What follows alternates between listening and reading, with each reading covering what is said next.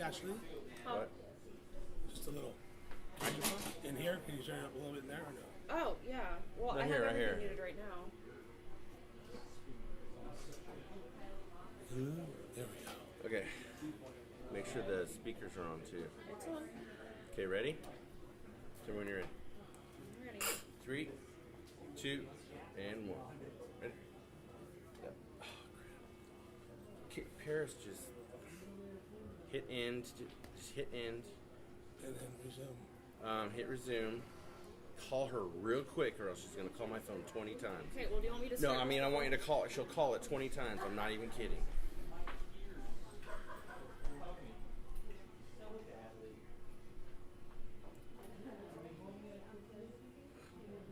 What's up, Facebook? Oh, we're on. All This is right. one of the Hey, you know bloopers. what? All right, ladies and gentlemen, welcome to Epic Sports Radio. We are here coming at you live. We're doing a special edition today, Sunday. We are in Fairfield. I almost said Trace.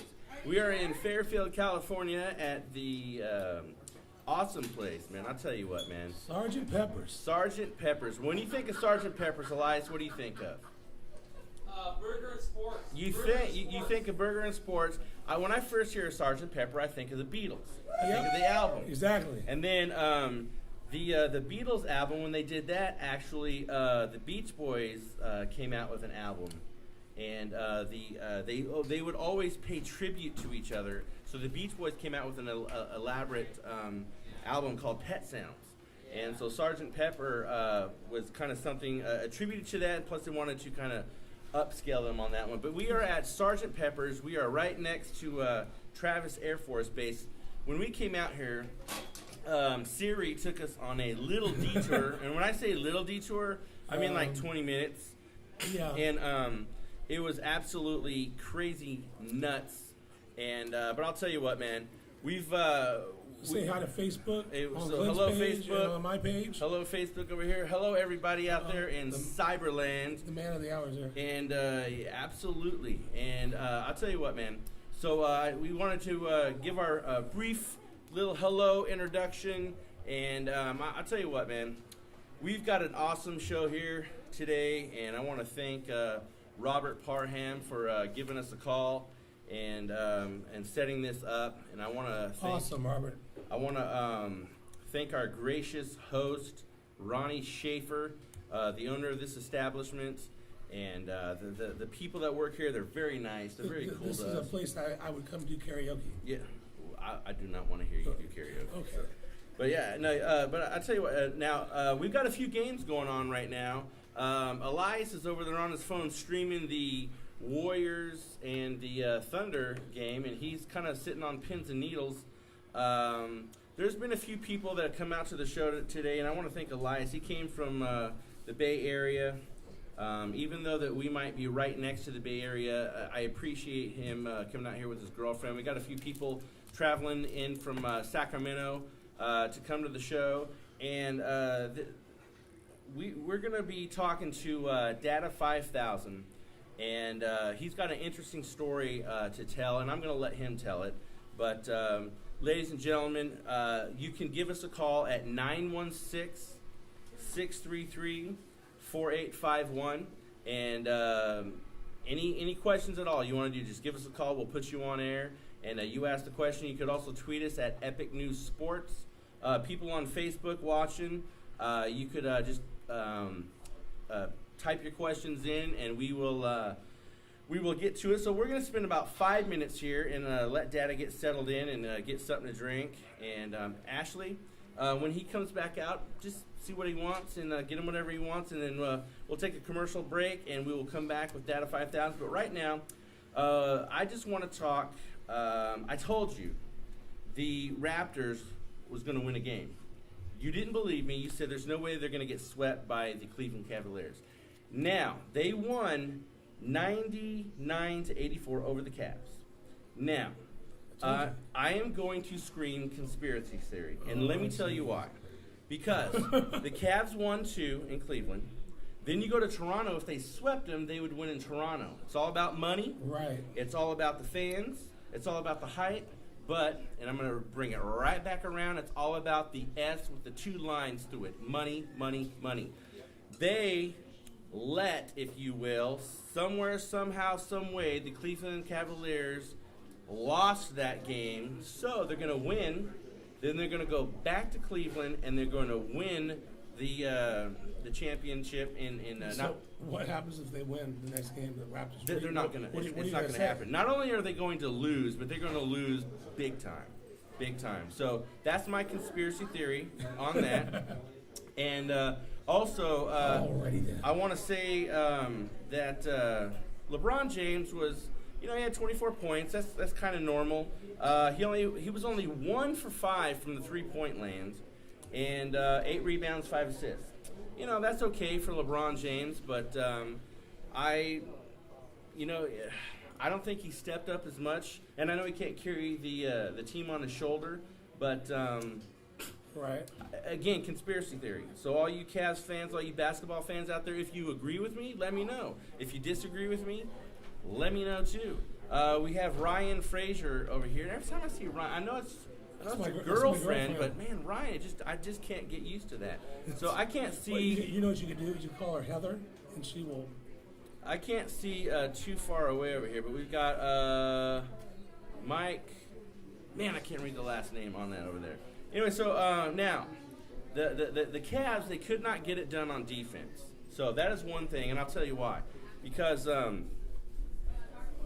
conspiracy theory again. So but Bayambo, if I'm saying the name right, he was, in my eyes, the star of the show. He had 18 defensive rebounds, 26 rebounds. So he's getting rebounds on both ends of the floor. So when I say that the Cavs just didn't get it done on defense, they couldn't get their own rebounds. They couldn't get offense or defensive rebounds, hardly. So again, I say why they didn't win. they made it look good, if you will. But D. Rosen had 32 points for the Raptors. I guarantee you, we ask everybody in this place who he is, they will say, I don't know. So, but he had 32 points. The Raptors did good. But you know what? Even with the win, the Raptors coach had to put on his diaper, pull out his baby bottle, and act like a baby. And he was calling out the refs, and he was saying that there were a lot of non-calls on Bayambo. And the Cavs, if you look at the fouls that were called, they were only called for 10 fouls the whole game. So that is, what, 2 1/3 fouls per quarter? So so it was almost like a hack-a-shack, if you will, on this cat, and they weren't being called. So I'm saying that, too bad for the Raptors. They are going to go down. They are not going to win this series. No, I don't think they're going to win the series at all. I see they're down the street. There's a barbecue place, and I'm sure when pigs fly, that's when the Raptors will beat the Cavs. So that's it. But right now the game that's going on with the Cavs and not the Cavs, the Warriors and Thunder. Elias, what's the score right now? Let me find out. Oh, I thought you were watching on your phone. They're on commercial. Actually, I was doing a check-in. Okay, they're on commercials, but the Thunder at home, they're only 3-point favorites. So I thought they would be a little bit more, but that is that's what I have to say for the NBA right now. Again, I call conspiracy theory, and what do you think about my conspiracy theory? It would have been conspiracy theory if they stepped on his foot, on LeBron's foot, and twisted his knee, and he's out of the game. But I don't know. I mean, I told you they're going to win one, and they won one. I told you they're going to win one too, but I also said You were talking about they're going to get swept. well, You're going to get swept. prove it. Pull up the tape. I call conspiracy theory on your theory. So no, I think that no, they're going to get blown out in Toronto. What happens? So you said they won 99-84. Yeah. So what happens if they win by more than 10 again? They're not going to. Oh, and by the way, I just want everybody to know, if you roll back the tape to Wednesday, Sean and I had a bet. If the Yankees beat the A's, he would owe me Wow. Starbucks. If the A's beat the Yankees, I would owe him Starbucks. And I said, and I quote, if the Yankees sweep the A's, you have to buy me Starbucks the following weekend, Friday, Saturday, and Sunday. I did not hear that Full part. I sweep. heard I had to buy you I will gladly. I had to buy you a sandwich and a drink if they won that one game. If they won the one game. And then I did the series. I will gladly pull up Wednesday's show and fast forward it probably 15 minutes in, and then we will look at that little By the clip. way, we're getting hammered 59-46. Who's we? You got a mouse in your pocket? Golden State Warriors. That's not my team. I'm not saying I'm not going for them, but no, the Lakers are my team. They're out of it. There's no we here, brother. You. So I'll tell you what. So you're gonna get. All right. I will say this, and Shane Tucker was on the show the other day, and I will say this to Shane. And I said this: if the Thunder beat the Warriors, the Thunder are going to win the championship. Then I will become a Thunder fan for a few games, and that is it. Because they're Oklahoma. No. Because Not, you has want to see nothing. LeBron. You No. want to see LeBron get a title. I do not want to see LeBron get a title in Cleveland. I'm sorry. I'm not that big of a LeBron fan. And especially with his attitude over the when Steph Curry won the MVP, and then he cried about it, and he seemed very somber. But and then one last thing. Can I talk politics real quick? And I know politics can divide a room just like if we talk about abortions. But I'm just going to say something, and this is interesting because it has to do with sports. So, Mark Cuban says he will entertain becoming, if he is approached, he's entertaining talking to Hillary and Trump about the vice president candidacy, because that people have been talking to him. And he says, and I quote, I'm an independent, and I'm fiercely independent and think for myself. And I'd have the same conversation for Donald, and I think Donald has a real chance to win, and that's scary to a lot of people. But he said he would absolutely, and in quotes, absolutely would listen to the Hillary Clinton campaign by adding that he would give the same time presumptive Republican candidate Donald Trump. Now, For him to run as a so no, as a vice president candidate for either party. Wow. So, do you think that Mark Cuban would make a good vice president? Yeah, in some respects, yeah. I mean, again, the one thing that was alluring about Donald Trump, and it is to everybody, is that he knows how to run a business. He knows how a business works. He knows how to get things out of debt and how to be profitable. Yep. The thing is, though, with Mark Cuban, as with Donald Trump, in the positions that both of them are in, they like things that go their way. Yeah, but also Mark And Cuban. if they don't, Mark Cuban is also the kind of guy that he takes care of people. I know. Yes. I know for a fact. He takes care of his players. I mean, that locker room yeah. is the most plush locker room in the NBA. I would say he that gets these guys whatever they want. If they want a chair that massages, if they want the truck with all the Right.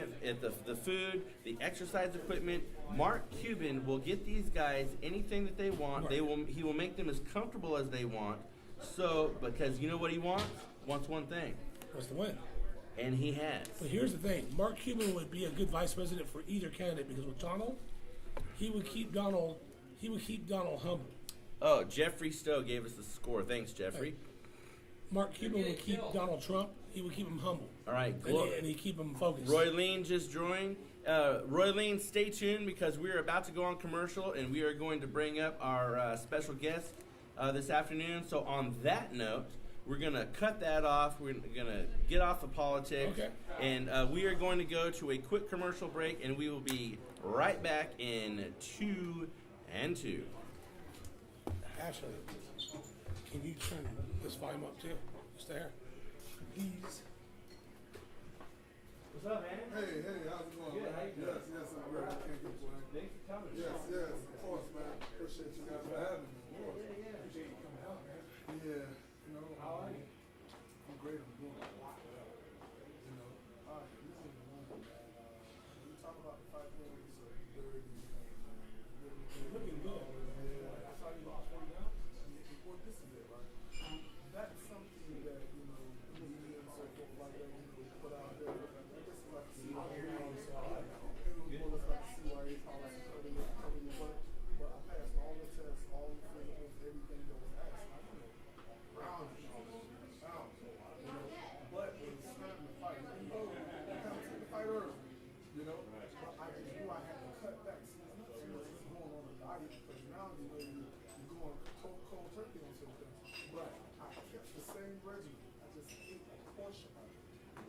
train hard.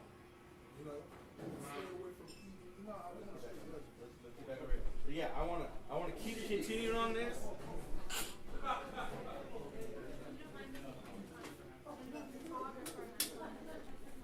Ashley, did you already do it? Oh, you can do it from there? Oh, nice. You like that, don't you? She doesn't have to move to turn the volume up. She likes that. Oh, come on. Ashley, can you move that just a little bit this way? That actually involves me. I just the phone at least. I want to get him in frame. No, the computer. Just turn it. No, the other way. Right there. There you go. A little bit more. The other way. There we go. There we go. In frame. Okay. Picture. Ready? There we go. Nice. Thank you. That's awesome. Okay. All right. Thanks so much. All right. For those of you out there in Facebook and Cyberland, we were posing for pictures. So anyway, I'd like to welcome my guest, DADA 5000.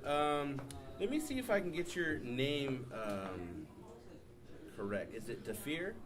Yes, it is, and thank you guys for having me. Man. Yes, thank you for coming, man. It is Dafir. Dafir. Yes, that's DHAFIR. But you know, a lot of individuals couldn't actually pronounce it correctly. But you did it great on the first shot. All right. So what I did was basically, you know, I've done the world a favor and I just shortened it to DADA. Right? And the 5,000, you know, it was because a lot of things that I was doing, you know, it was not of the day and age that it was required. So it's like right now we're in 2016, so I felt like I was 280 plus thousand light years ahead of everybody. Wow. Wow. So you know what we're gonna do first is I'm gonna ask you some questions because I want our fans, because a lot of people knew that you were coming, and I've talked to a lot of people, and our fans, for the most part, they like to get the behind-the-scenes kind of stuff, the backstory, if you will, and of who you are. And again, I want to thank Robert Parham for setting this thing up, and again, our gracious host, Ronnie Schaefer, the gentleman who owns Sergeant Pepper's here in Fairfield. And also, again, folks, if you want to call and ask DADA a question, 916-633-4851. You could tweet the question to Epic News Sports or the Facebook. You could certainly ask a question. And anybody here in Sergeant Pepper's, if you want to come up, ask a question. The in booth here, the young lady with the purple hair and the striped shirt, her name is Ashley. Just let her know, and she will get the microphone for you, and you can ask the question. And once again, thank you. I appreciate you coming out here. So, as far as the first official MMA fight, was that the first one? Was that against Cedric James, March 2010? Yes, it was. It was against Cedric James, and it came about, you know, inside of an awkward way because we were filming Dogfight with Billy Corbin, who's the director of Cocaine Cowboys, the U Limelight Square Group, and he said, we need an ending.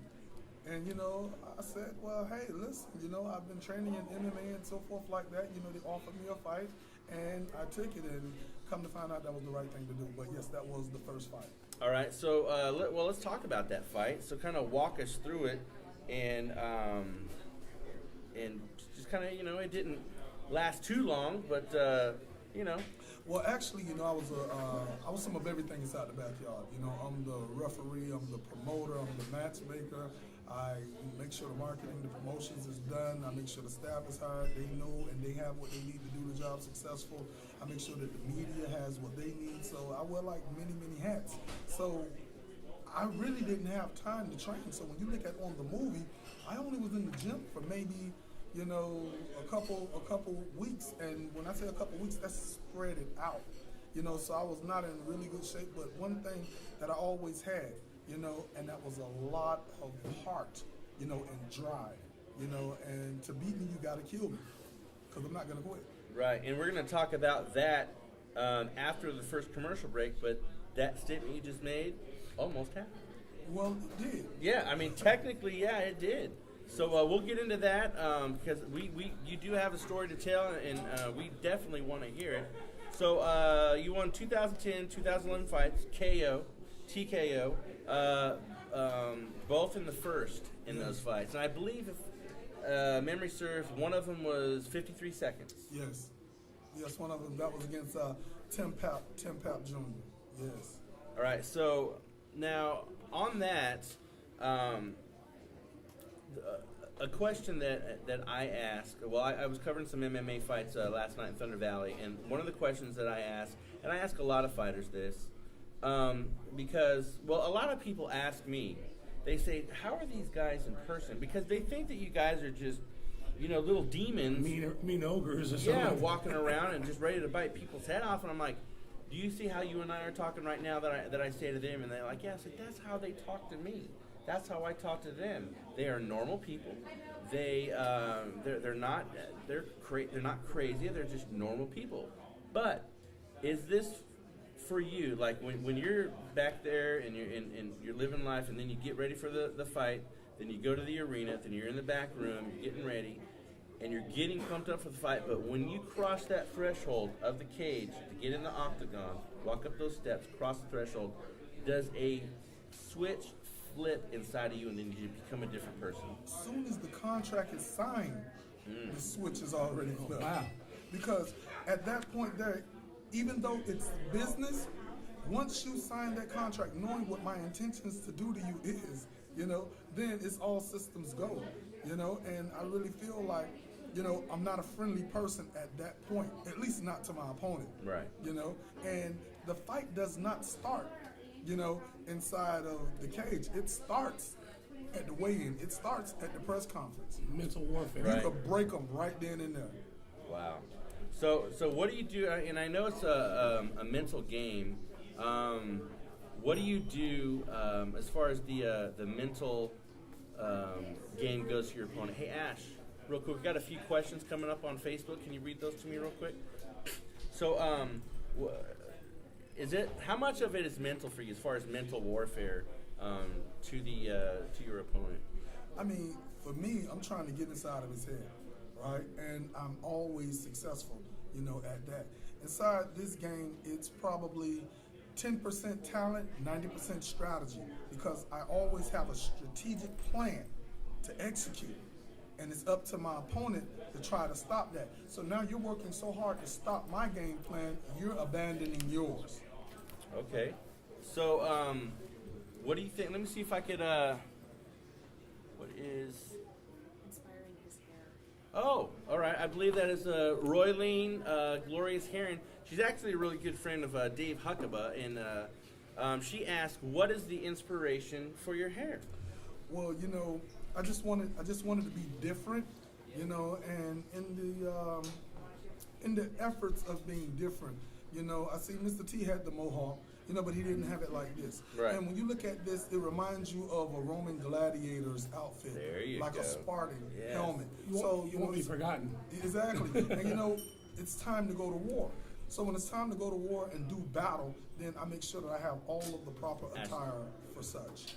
So, now I did have a couple people tell me, and actually Robert, you and I were talking outside, and I told you that a couple people, they say, hey, he looks like a young Mr. T, and so that is cool. Now that you mentioned, I look at it, and I look at the Spartan helmet and everything, and what's going on. You're absolutely right. Kind of does, and it's Minus the gold chains. Yes. yeah. So, Ashley's writing down the questions, so we'll get to that, and then we will answer that. And thank you, by the way, for your questions.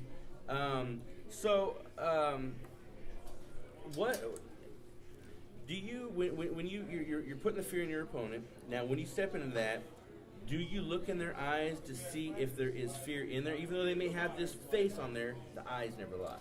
Yeah, the eyes never lies. And you can also look at their waistline. Okay. Right?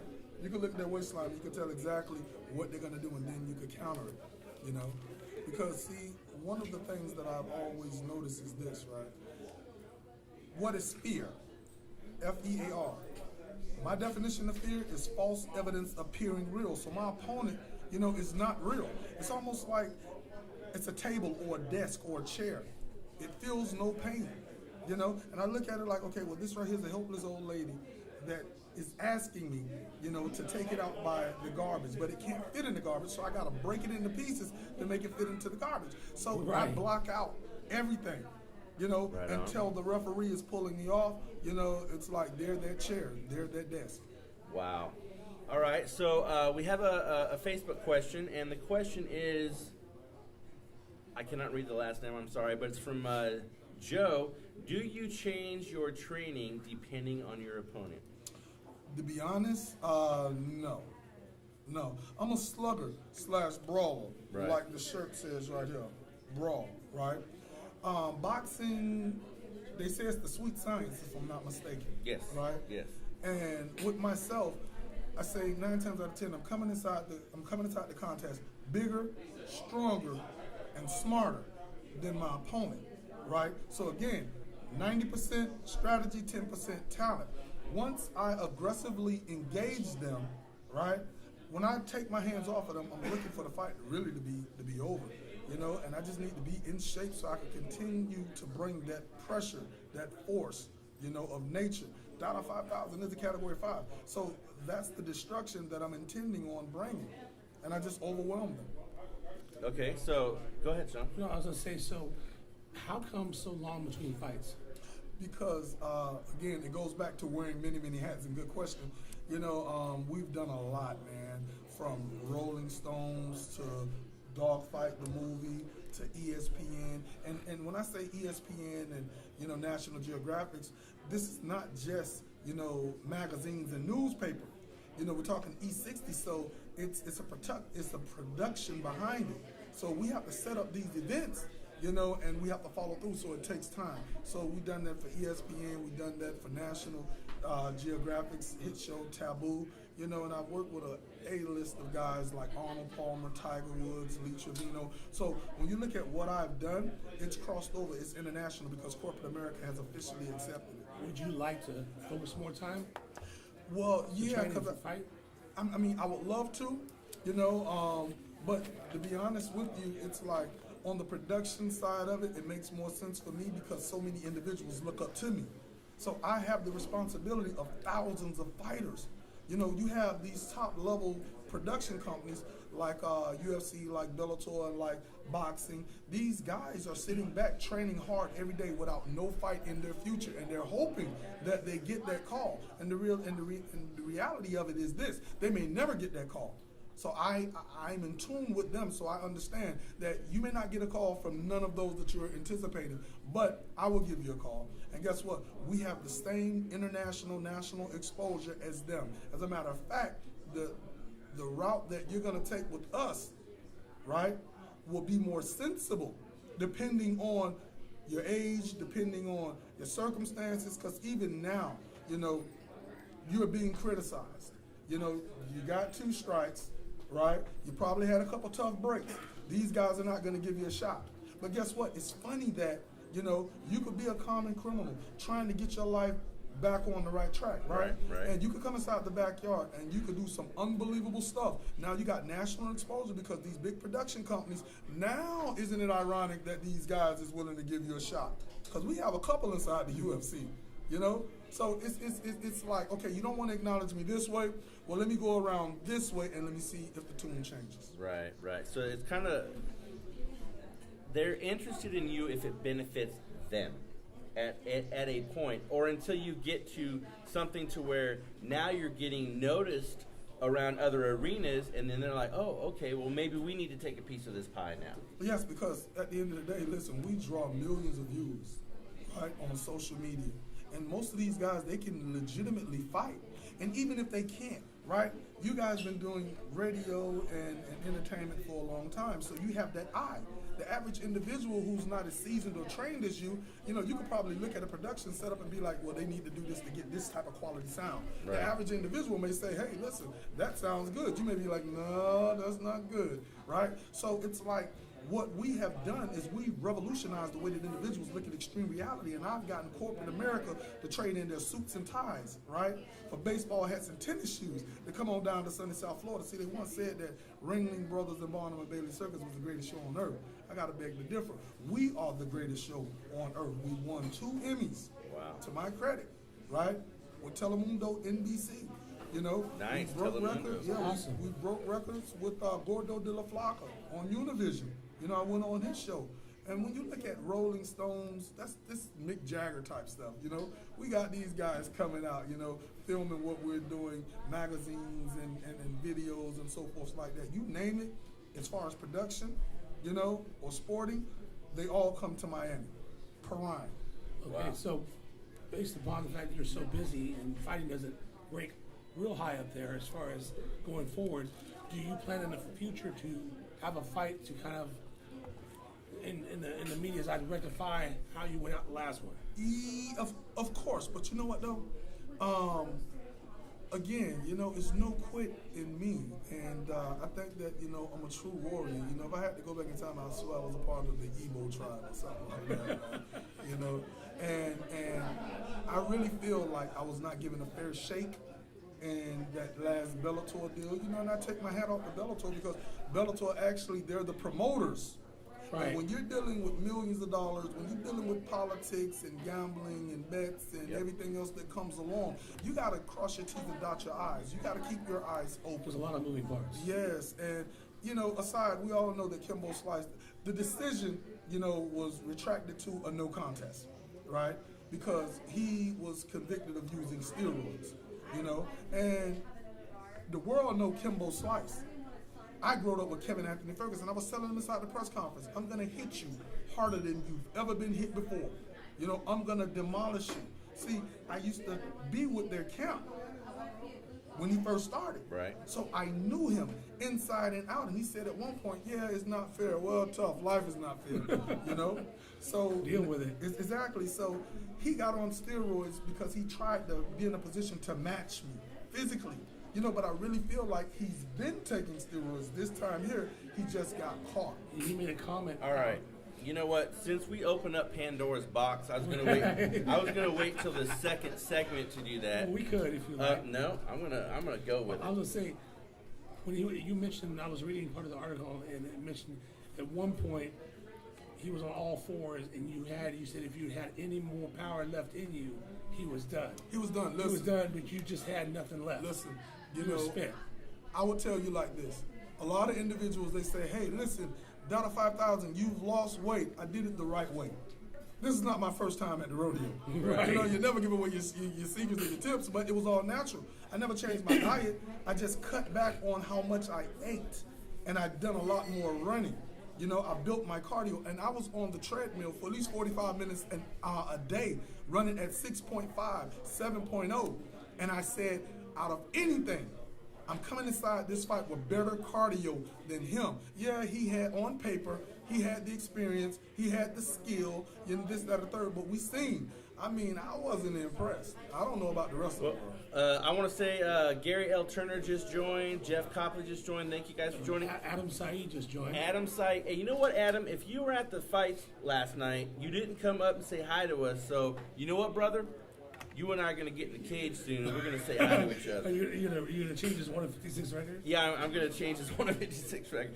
So, no, hey, on that, the diet thing, Royleen Heron has another question. When you're in training and on a strict diet, what food do you miss the most? Oh, anything with flavor. Anything, I was gonna say anything fried. anything with flavor. Obviously, you know, fried food is not good for you, and you've been eating it for so long. Now you have to put your body inside of a position to go cold turkey. So you have to wing yourself off of it, and depending on the time frame, that's going to be like Mission Impossible. So for me, what I do is this: I would just cut back on as much because it's 9 times out of 10 it's fattening anyway. Right. So I will cut back on Fried most chicken is of it. hard. Yeah, Yeah. and just train harder. And you know what? In the second segment, we're going to talk about fried chicken and Joe Rogan. So on that note, now I'm going to step back in time a little bit. And what initially got you interested in MMA? Well, I'm gonna be honest with you. You know, doing the backyard, right? I've probably had more than 100+ events. We're talking minimum of a 6-fight card to an 8-fight card, right? So I've seen a person get knocked out in every way, from a kick, to a knee, to an elbow. So it's like, I'm like, wow, this right here really is, interesting. And most of these guys train. You have individuals that's training, you're fighting over here, you're fighting over there, but guess what? These guys are at the same gyms. But when they say, what are you training so hard for? And it's like, yo, listen, I'm going to be inside the backyard down in Perrine. And they're like, why are you going to go back there? And then they invite them, and then they see the atmosphere is electrifying. So I was like, yeah, let me get involved with it. And a dude gave me the opportunity, and I took it. And I tell you, I don't regret it. Even though I don't have the skill that they have, I'm a brute, and I come with blunt force trauma, and I hit the hurt. So it's like I'm a steamroll whoever. Now, let me, on that note, have you always fought as a heavyweight? Yeah, well, yes, of course. Even inside the streets, growing up inside Prime, you've had to fight, and it's like before things got, to this point that people are using guns and knives, it was, hey, listen, a knot on the head today, it'll heal tomorrow. Right. So you didn't have a problem with picking up your fist, Right. and I've never gotten beat up. I've gotten jumped a lot, which that's proven to be, a force with me. Like, dude, it takes 3 or 4 of you guys, so one-on-one is not going to happen. So in the streets, I was roughly like 38-0, no joke. Wow. 30. So So have you fought on the ground? Yes, actually I did, with Kimbo Slice. Well, I saw a lot of but on that one though, we're gonna get into Kimbo a little bit later. But yes, keep that in your keep that in the back of your head. Okay. So keep that in the back of your head. Now you're 38. No, now in your live fights. Now your fights, street, cage, whatever. Have they been pretty easy for you? Well, I say Cedric James, he was actually training. He was, he was a converted mixed martial artist, so I took the fight knowing what I was up against, but not knowing to what magnitude, so I took it a lot more serious after that because he brought it, but again, man, my relentless attack and my approach towards, man, to beat me, you really gotta, like take me out. I think I wanted it a lot better because I'm not gonna stop. You came with brute force, but they came with a game plan. Yeah, So sometimes that game plan outdoes that if you work it the right way. That depends, but it was once said by a good friend of mine. His name is 50 Cent, Curtis Jackson. He said, "DADA, hard work beats talent, especially when talent doesn't work as hard." Most of these guys just think, hey, Dada's a backyard fighter. I don't have to train hard for that. Okay. let your wooden God fool you if you want to, because from that Cedric James fight, I mean, I've been taking it serious, and as a mentor inside of Perrine, dealing with my organization, BYB Backyard Brawls, with my partners Mike Vasquez and Jose Pepe Cyrus with NASCAR and Big Tobacco, I really feel like I'm a mentor with these guys. They're training, but we're providing them with guidance. And everything that I go through, I try to, save them some time by letting them know this is what I experienced. And guess what? If you're not street, you can't give a person that street advice. Well, you can, but it's not like they're going to accept it because it's like, I'm out here, you're not. You never was out here. So when they hear from me, I've been on these playing fields in the streets and on high levels with MMA. So when I speak, they can walk away with some substance. What do you talk to the youth Of course. Do you try to mend the streets? Of course. Listen, down inside Perrine, just like, all over the United States, you have crime, and the majority of these individuals, are teenagers. Right. That's committing these crimes. Is Perrine like the Ninth Ward and all that stuff? Yeah, man, it's like a third world country, man. You got kids killing kids. For instance, I have a promo van, so I'm at the van, right? And I'm leaning over, and I see a little kid, no more than 10 years old. He come up on a bicycle, right? I'm thinking that he wants some change, so I look back and I say, give me 1 second. So when I'm done, I say, what's up, little man? He say, hey, Dada, you got some bullets? I say, bullets? You know what I'm saying? I say, bullets for what? And he pulled out a 45. I thought it was a BB gun. I held it up and let my mom and my auntie see it. And I said, hey, listen, where did you get this from? You know what I'm saying? Wow. He said, I got it from my house. I got it from my house. 10 years old. 10 years old. And guess what? If he had bullets for that thing, he would have shot somebody off of a dare. Just, I dare you to do it. And he would have thrown his life away. You know, I mean, this is the reality. You know, when you look at South Beach, you look at, you know, the clear beaches, pretty skies, Right. glamour. What's 15 minutes on the other side of South Beach? Overtown, the first 48 that stays in Miami. You know, but Right. but that's the part that they don't talk about. So I have to talk about it. Dogfight, the movie just gave you a glimpse. We're gonna open up a chapter with Dogfight Round 2. You're the second person in 6 months that I've talked that's come from Miami. A gentleman named Keith Wallace come from Miami as That's well. my dude, the Keith rapper. Wallace, yeah, he's out in Sacramento. That's my I boy. met him about 6 months ago. Tell him I said what's up. And he has the Each One Teach One. Yes, Yeah. yes, that's and my that's boy. why I was like, that's why I asked. I said, do you try to mend the streets? Because Listen. in his music, he talks about God and he talks about, you know, the streets and talks about the struggle what he went through. I tell you like this, with these youth, you know, we as public figures, we have more influence over their decisions Yep. than their own family members. Exactly, So we yeah. have to take that, you know, and honor it, because why were we put inside that position, right? So when I'm out and about, you know, we can't change what they do until we change what they know, because when they know better, they do better. You know, and that right there is the game plan that I initiate. We're even bringing Optimus football, you know, down to the Perrine area. You know why? Because you have these coaches that, you know, for a few hours out of the day, they could be a mentor, you know what I'm saying, a father figure role model for these kids, you know, that's coming from these broken homes where, you know, the grandmother is 55, you know, I mean, the great-grandmother is 65, the grandmother, you know, is in her 40s, the daughter, you know, is in her, you know, 20s, and the kid is like 12, you know, so Right. that right there is what they're seeing, you know, and it's not like when they go out their doors, they're seeing anything that can motivate them. It's all about, you know, negativity. So we do a lot for the community because I know, you know, what needs to be done because I'm there every day.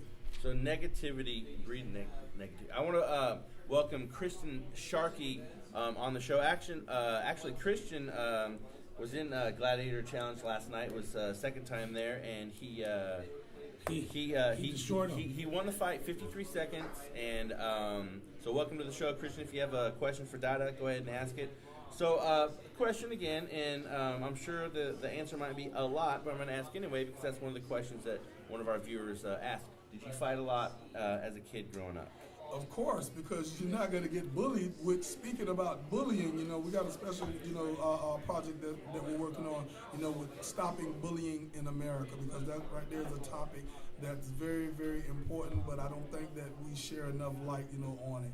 But yes, you know, I fought a lot growing up. But you know what though? I was fighting, you know, for survival. I was fighting, you know, for my dignity, for my pride. Because listen, if I get beat up at school, it's another whooping waiting for me at the house. Yeah. You know, because my mom ain't sending me to school to get beat up on.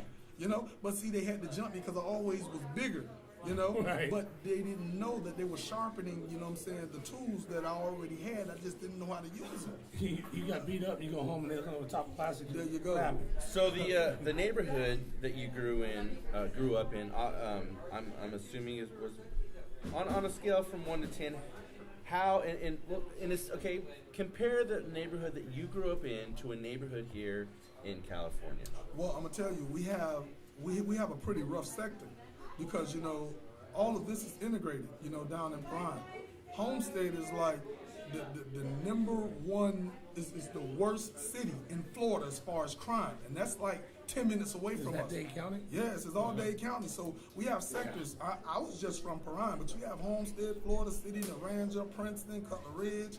You know, so it's all you know, bad. Right. You know, and that's not even the gangs. The gangs is further up. You know, so it's like my city is no different, no tougher than a city out here. The difference is that the mentality of the individuals, what motivates them to do the things that they do. Is it senseless or is it justified? Now, crime is crime, and I don't uphold crime. Right. You know, but the reason behind it, you know, it actually helps you determine the nature of the individual. That's why they label them. menaces to society, threat to society. Lock them up and throw away the key. So, okay, speaking of that, do they in that area, do they not even, okay, we'll say, the justice system, if you will, do they not have any programs to where they want to help put these kids in a different type of environment or a program or something? Because I'll tell you what, I mean, with jail and prisons and everything like that, you're in a cage. Sometimes you're in a cage 23 hours a day, and sometimes you're in there by yourself. Sometimes you're in there with two people, whatever. There's a lot of people that I talk to. There's really not that much rehabilitation in the jails, and they're just kind of putting these people through like cattle through a slaughter. Do they have, where you live? Do they have just things that they can guide the kids to do instead of just locking them up and throwing away the key? Kind of giving them something to constructive to do, like maybe I will tell you like this, you just keyed in on certain things, right? When you talk about, lockdown for 23 hours, letting them out for 1 hour out of the day, now they're going to be institutionalized, right? Yep. And when Right. they get out, they're not going to be able to, in a position to function around normal society. So they're going to end up finding themselves right back in. Now, when you look at the structure, we have programming settings, but who are they really designed, to benefit? Is it designed just to put them inside of an environment that you can actually get a paycheck from, or is you really trying to teach them the fundamentals of life? right. Unfortunately, You know- those programs are set up as a revolving door. Yeah. Yes. It revolves them right back in. And Exactly. it does, because And that's what they're used to. Unfortunately. I watched this show called Lockup, but it deals with Savannah, Georgia, and there's 83,000 people that go through that system. It's not all major, but goes through that jail per year, and that's like 49 and a half per day, if you will. And on that note, and Adam Saeed is still on the show. And Adam, I want to kind of give you and your crew a shout out. Adam Saeed runs with the crew called Connected, and they have Connected Clothing. And Sean, why don't you tell DADA what that is and kind of... So Connected Clothing was created.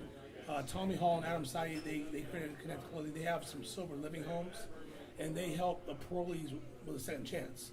They have, I think, in the last, I believe in the last 15 years, they have 31 lifers that they've got off death row, and then these guys are still out.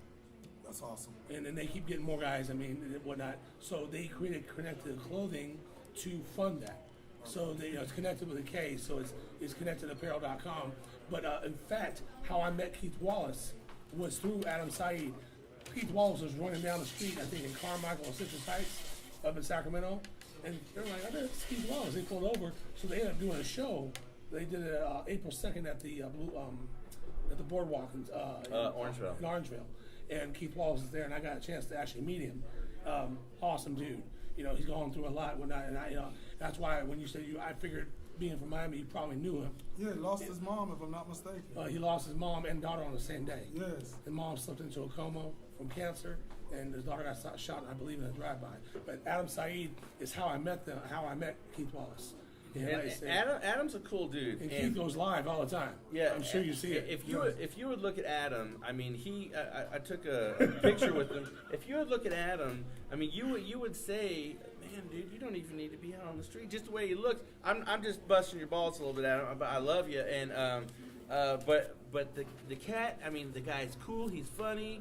He's nice. I mean, and I tell people, it's like me. I mean, I have a long sleeve shirt on, but I've got piercing. I'm fully sleeved on both arms. I've got tattoos all over my body, and people a lot of times judge me for the way I look. And I tell people, never judge somebody by the way. Don't judge a book by its cover, because unless you read from page 1 to the end of the book, you don't need to be You saying judge a anything about person them. by the person when you meet them, not by their exterior. I tell Someone can look at you and judge you, and I'm sure you've been judged. Of course. You know know. what's so interesting, right? A person would never think that I have the credibility and the credentials behind me. I was working with DCF and HRS, right? So for quite a few years after high school. So what that did was that gave me people skills dealing with, individuals, because I ran a SAC program that specialized adolescent crisis kids. That's dealing with the worst of the worst. That means that when you look at the medication that they were taking, they were all psychotropic meds. If you're late or if they miss, you're gonna have an episode out of this world. Yep. And I ended up, going to school. I have an Associate of Arts in Education. Nice. I have an Associate of Science in Business Administration. I have a Bachelor's in Science with a major in pre-K primary education. Corrections officer. You were corrections? Yes. Wow. What else I did? I'm actually a credit away from having my master's degree. That's what's Do you up. see those? That's what's up. These are the kind of nuggets that you don't hear at any That's other. what's up, man. any other- That's what's up. So again, this guy just dropped some knowledge on you, and for people out there that have talked to me prior to him coming on, and I told you I would find out the answers to your questions, but again, and I know I'm reiterating myself, but don't judge a book by its cover, because you never know what someone knows, what someone's gone through, and what you. schooling that they have. So what schools did you go to? I went to Miami-Dade and I went to Barry University. And you know what's so interesting, right?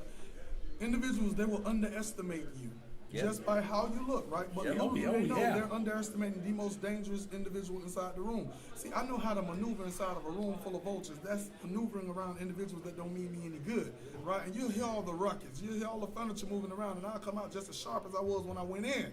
And they wonder how I did it. And I do it every day. You're aware of all the backstabbers in the place. Of course. Listen, the level that I have achieved, I have gotten here by no financial backing, no machinery. I was doing great things, inside the backyard on levels that if I had to pay, for that attention or for that, exposure, it would cost me millions of dollars. Wow. So individuals, they'll stick labels to you like, oh, is he, Illuminati? Is he this? Oh, is he come that? on. No, I heard it all. I know you. Because they feel like they feel like. I saw it. I read that today. Yeah. Why is he? So buddy with guys like Arnold Palmer them. Listen, if I'm inside, Orlando, I'm calling this AP, and all of us are getting together. I mean, these guys, they make time for me. Why? Because they see that I'm a wholesome dude. They accept me in, Lee Trevino, the whole gang. Oh, You just tell them, haters make us greater. Yes, all of that, all that. Yeah, and Tony the Tiger Lopez would say that to you. So let me get to a couple of questions. I got two that I'll ask. Sean, you already asked this, but someone asked it over here. I'm going to ask it again.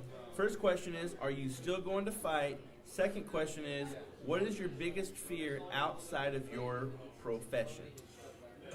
Good two questions. Am I gonna fight? Yeah, man, because the winner, the tiger in me, will not let me sit on the sideline and watch all the fun go by. Number one. So of course, I have to get back inside the ring, and it's not so much, thank you. It's not so much, for the thank you. And it's not so much,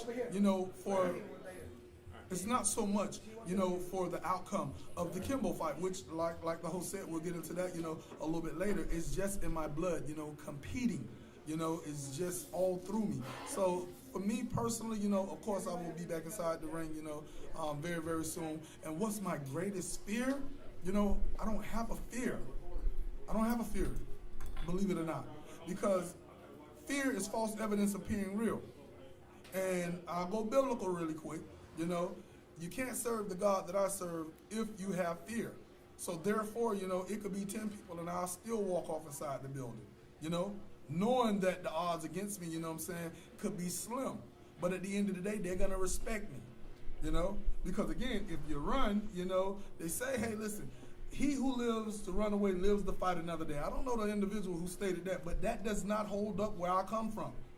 You run one day, you're going to be running for the rest of your life. Wow. So you will fight again, as I asked earlier. Have you been cleared to fight? Of course. I didn't see that. Okay. Let me just state this. Have I been cleared to fight? Medically, no. Okay. By me, based upon, what I went through and how fast, I did a turnaround, even the doctors was like, it's a miracle. I said, no, it's God. I saw that when I was reading about you. They wrote me off. They had a 95% rate that hope for the best, expect the worst. he's not going to Had make tubes shoved in there and all Man, kinds listen, of I was in a boat, but God had other plans, you know. And when I woke up, see, when you're inside of a comatose stage, the last thing to go is your hearing, right? So even though you can't respond, you can hear. When I woke up with an attitude. Even if I didn't see you, people I know wrote your you off. voice. It's They like, wrote say you- something, and you Right. say, yeah, he the one.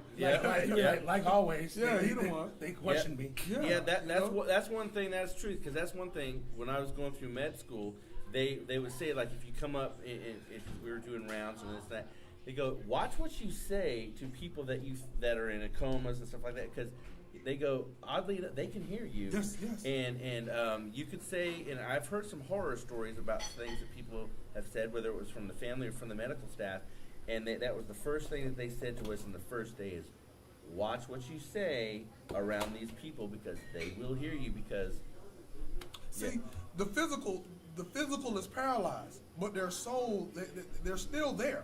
Yep. You know, until they stop breathing. Right. I had a brother-in-law who died from brain cancer in '08, and when he gone into, she was all, he could still hear you. Yes. He can hear you because he would move his head. Yes. You You know, know. listen, my numbers were so low to the point that a physician called me and said, hey, listen, I had to call you myself after reading your charts, right? It's like your blood pressure was 30/40. All of my numbers were What? critical. They were out of there. They said, I've been working here for over 20 years. I've seen 17 cases. 17. All 17 were bad. They all died, right? Yours was worse than theirs, Wow. right? And you're still here. She said, listen, what you need to do is find a quiet place, go get on your knees and pray, because you are extremely lucky. Looking at these charts, you're not supposed to be here. My You know, mom's and been a I nurse. thank God My to mom's this been a day. nurse for 45 years. Wow. And she would have. I know the numbers. The numbers. Yes. That's What was that? All right, so I don't know what that is. wow. Well, that's Is that God showing His will? you know, and when we get in the second segment, we're going to talk about that too, because that's one thing that I want to, a question I want to ask too, because when it comes, I've been around a lot of people in medicine, and I've seen a lot of things happen, and a lot of doctors, I'm not saying all of them, a lot of them have a God complex, because when you do something extraordinary, whether it's brain surgery or heart surgery or something, and you bring someone back to life, it kind of gets a little ego on you. And I've seen a lot of these guys, scientists if you will, they don't believe in miracles. They don't believe in supernatural God, if you will. They believe in science, they believe in data, they believe in numbers, they believe in what they read in a book. And I will just say this, I have personally, seen miracles in something that I would just say, that is just a God thing, because there's no way that could have happened, no matter if you're a scientist or anything else. But I don't want to preach to everybody, but that is the absolute truth. It's about culture. It's about upbringing, right? Because you have, the African Americans, they believe in supernatural. Yep. You have the Hispanics, the Cubans, Santa Maria, and all this Yep. other stuff. It's a cultural thing. So at the end of the day, if a Hispanic, who believes in Santa Maria, grows up and they become a doctor, they know how to balance the two, but they know the difference. Now, you take someone in their culture that they've never been exposed to none of this, Yeah. right? Medicine is all they know. So medicine can cure the world. How could something out of a pharmaceutical lab that's made up, cure this ailment? Yep. Man-made. Yes. Yeah. Listen, Every time man's trying to do something, why should I take aloe pills when I could get the real aloe from the stem or the bush? Right. Exactly. Yeah, that's why, and I will say this, one more thing. I got to get biblical one more time. It is Sunday, by the way. There are miracles. There are supernatural, because people say the Christians, they don't believe in the supernatural. And I say, okay, let me tell you something. Jesus' first miracle, turned water into wine. That's pretty supernatural. He raised Lazarus from the dead. That's really supernatural. And there's only two people in the lifetime of humanity that has walked on water. And most people say, no, only Jesus. I said, no. Peter was called by him, got on the boat, took a few steps on the water. That is supernatural. So anyway, the things that happen, and again, we're going to get into this more in the second segment, but you are here for a reason. When you have doctors and people in the medical realm and all this kind of stuff that say, bro, you don't even need to be here. And then you say, yes, I do, because I have a purpose, and you're doing your purpose, and you're going to continue to do your purpose and even more things, because for that to happen to you, there is a reason, I believe, for that. Well, his purpose is put out there through his message. Exactly. So, and I want. Here's one more question that was emailed to us. What if any fighters that you look up to or admire? Well, I'm really good friends with Antonio Bigfoot Silva, and he's a great fighter. Who else? Of course, Ken Shamrock. I'm really good friends with old Ken. When I Googled your name, and I went to images, Ken's picture came up next to you. Yes, that's I was my like, dude. hey. Yes. I have a couple, that I'm really, cool with. And at the end of the day, it's about wisdom and growth. Right. And developing yourself into the individual that you're destined to be. Right. Yeah. It's I look at a lot of things too that I just hit the close. Thank you. I look at a lot of things too, and I tell the people that watch, and I want to say, Wendy Noble joined the group, Texas person, and you know what? This is funny. I was waiting for somebody from Texas to come on. You haven't done it today. Because people always say, because I did this the first couple shows, and people they like it, and I like doing it, but. People from Texas, I got to do this. Down with the horns, man. I went to OU. I'm a Sooner, and we got some Texas people on the line, so I got to do that. She's actually in Austin, and it's the Texas Longhorns, and there you go. So anyway, we get that out of the way. Now we're gonna take a quick little break here, but before we do, are there any shout outs or anything that you wanted? Shout out to anybody or whatever. Yes, of course. Man, I came all the way, from Miami here, to actually, make my presence, out here on the West Coast. I just left, the Oakland A's versus the Yankees. Is that where you were at? Yankees. Yeah, and they showed me so much love, and when you get showed love like that, you feel appreciated, and it's only right that I give it back. Shout out, to Oakland, California, I love you guys more.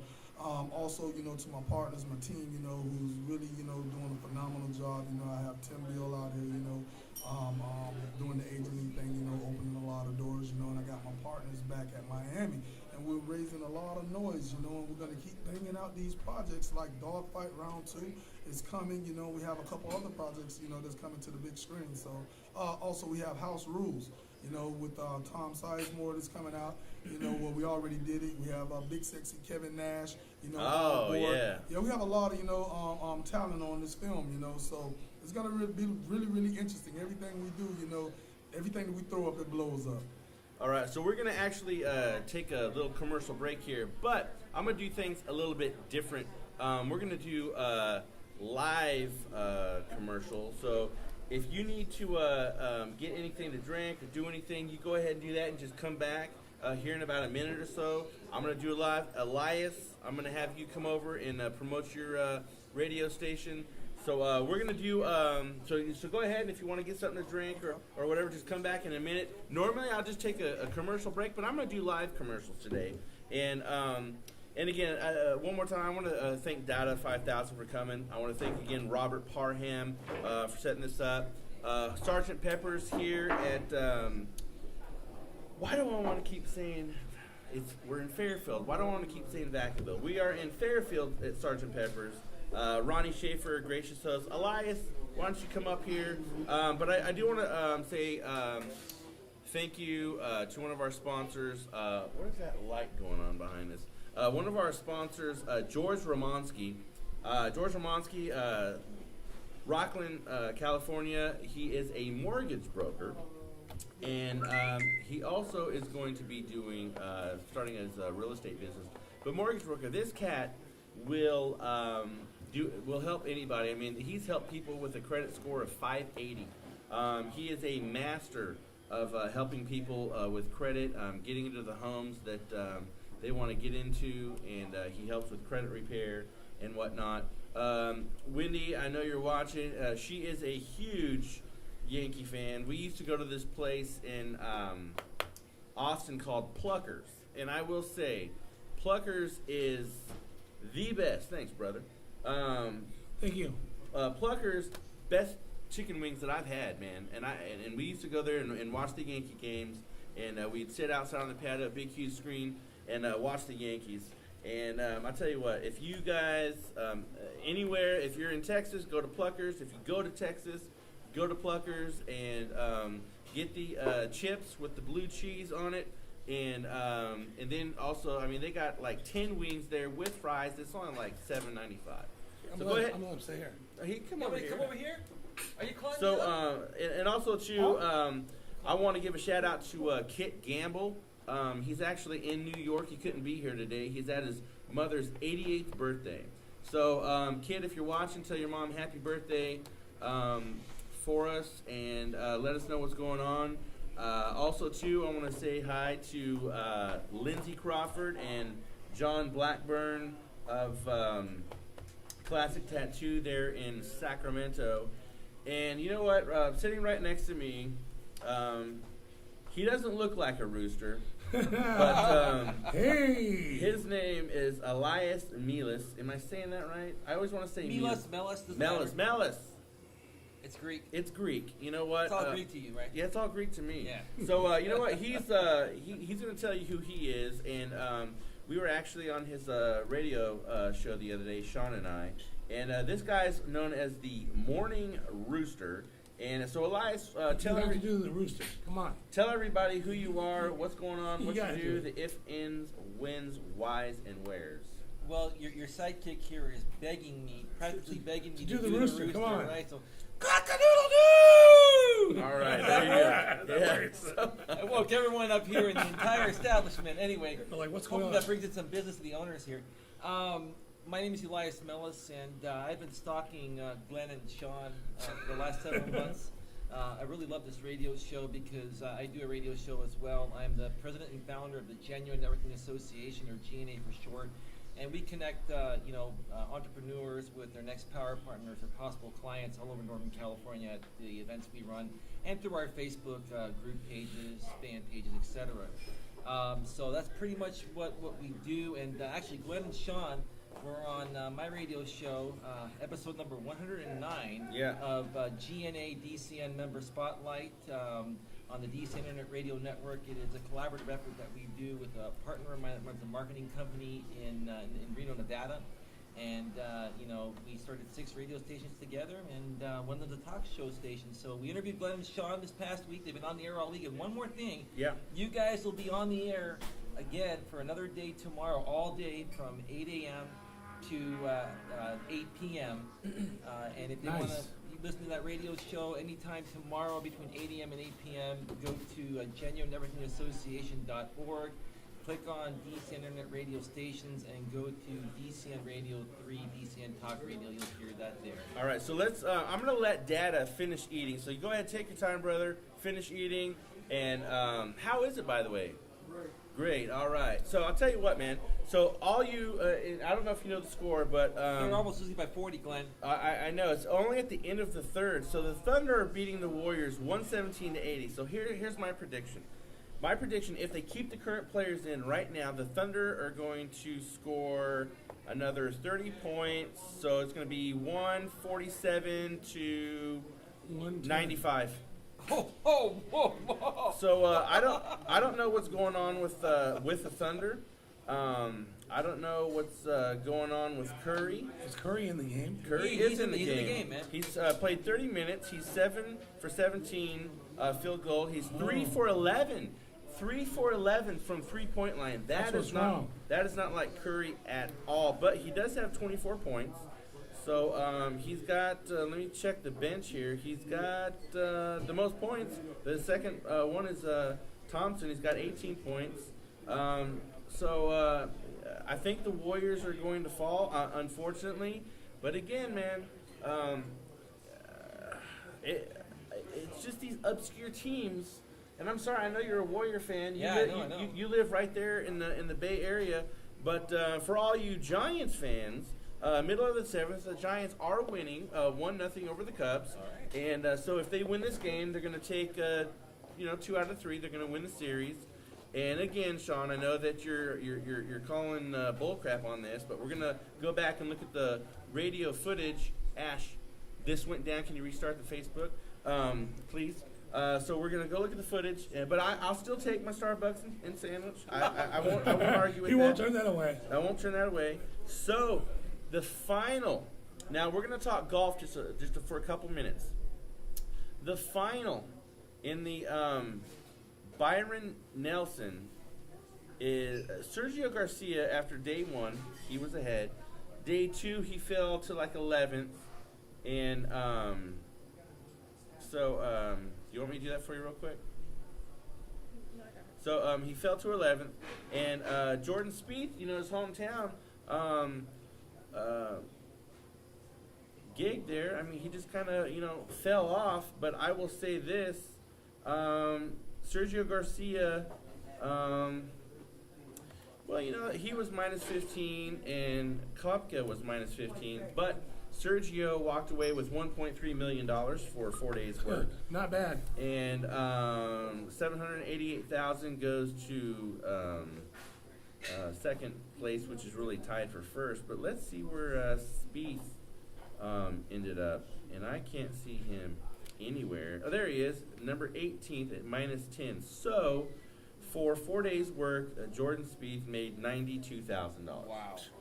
Nothing to sneeze at there. Nothing to sneeze at there. But, I will say this, though. Are you a golf fan? I watch when I can. I'm more of a baseball, basketball, and football fan, but I watch when I can. Okay, so, Bay Area. This guy, and I always call him, I make fun of him a little bit. He's a little dyslexic, schizophrenia, because he likes the A's and the Giants. It was the way I was raised. I'm a Bay Area representative. So who do you pick? You got the Oakland A's, you got the San Francisco Giants. Who are you a fan of? I'm more of a Giants fan, but you know what? I love both teams. I'm a Bay Area fan. It goes back to There it is. Remember in '89 when the earthquake happened? Yes, I was actually that game at that. I was at Candlestick actually. Park? I was. Yes, I did. So it goes People way don't back. understand. People don't understand. My dad was a hardcore Raider fan, and then we lived in Daly City, and so we started rooting for the Niners. Niners were our NFC team. The Raiders were our AFC team. It kind of went the same way with the A's and the Giants. It's just I'm a representative of the area. May I be honest about something here? I'm going to give Glenn something here because I know he's an LA Dodger fan. We sometimes can be fair weather fans in the Bay Area. It's happened with the Niners in the past. It's happened with the Giants. Happened with the A's. And I understand that. But we do love our Bay Area teams. I've been the same way since I was this high. But I'll tell you what, I do want to bring this up now. Do you remember when Odor, the second baseman of the Texas Rangers, punched No, jeez. Batista in the face? Okay, now there's this place in Frisco, Texas. Not San Francisco, Frisco, Texas, called Field of Dreams. It's kind of like a we talked about this, memorabilia place, basically, car shop. Now, they were going to have a signing with Odor, and any regular picture was going to be $59. But if he signed the picture of him punching Batista in the face, it'd be $99. Wow. Now they stopped it because the owner said it got too big too fast, but Odor's representative just said, well, it's not the right time. There's still legal stuff going on, this and that. So what do you think? Because back in the because Jose, they used to have signings all around here. You would go and you would pay. Back then, it was $15, $20, $30, whatever, to go and get like Canseco, McGuire, and all that. What do you think of these players that go and you sit behind a desk? Say we're sitting behind a desk and people come up and give an autograph. Okay, give me your $20. I'll sign that for you. Give me your $20. I'll sign that for you. They're making millions of dollars. Do you think that's fair? Now, if they were doing it for a charity or maybe giving it to DADA's organization or something like that, that would be different. But they're not. Yeah, if they're pocketing the money, no bueno. So, what do you think about that, Elias? You know, Glenn, I believe in the pay it forward process, and let me tell you, I don't make nearly as much as some of these professional athletes make. They're making millions of dollars to hit a ball with a stick, you know, or, you know, catch a football, you know, Right. You know, hit a golf ball and have a fun day and have a beer. I mean, Right. I honestly think they should, you know, if I was in professional sports, I would sign it for free. Now, Okay. there is a huge market out there, and people are making money on it. Yeah. So that's why they probably started charging. They're like, okay, players are like, if people are going to make money off of our signatures, we want to make money off it as well. Right. So it's a huge game. It should be more for the love of it and to support the children. Yes. And that's that. That's what I think. Can you give me a new one, please? Yeah, so, all right, yeah, you're absolutely right. But you know what? Thank you, Ashley. She is getting us, me a water and Sean another brew. I think that's, what, your 9th or 10th one? No. You're not No. driving, are you, Sean? Only my third. No, 3rd. I'm Okay. not driving. Yeah.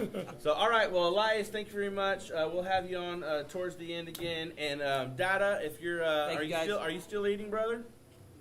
You're done. All right. So, ladies and gentlemen, we are going to bring back DADA 5000 back on the panel here.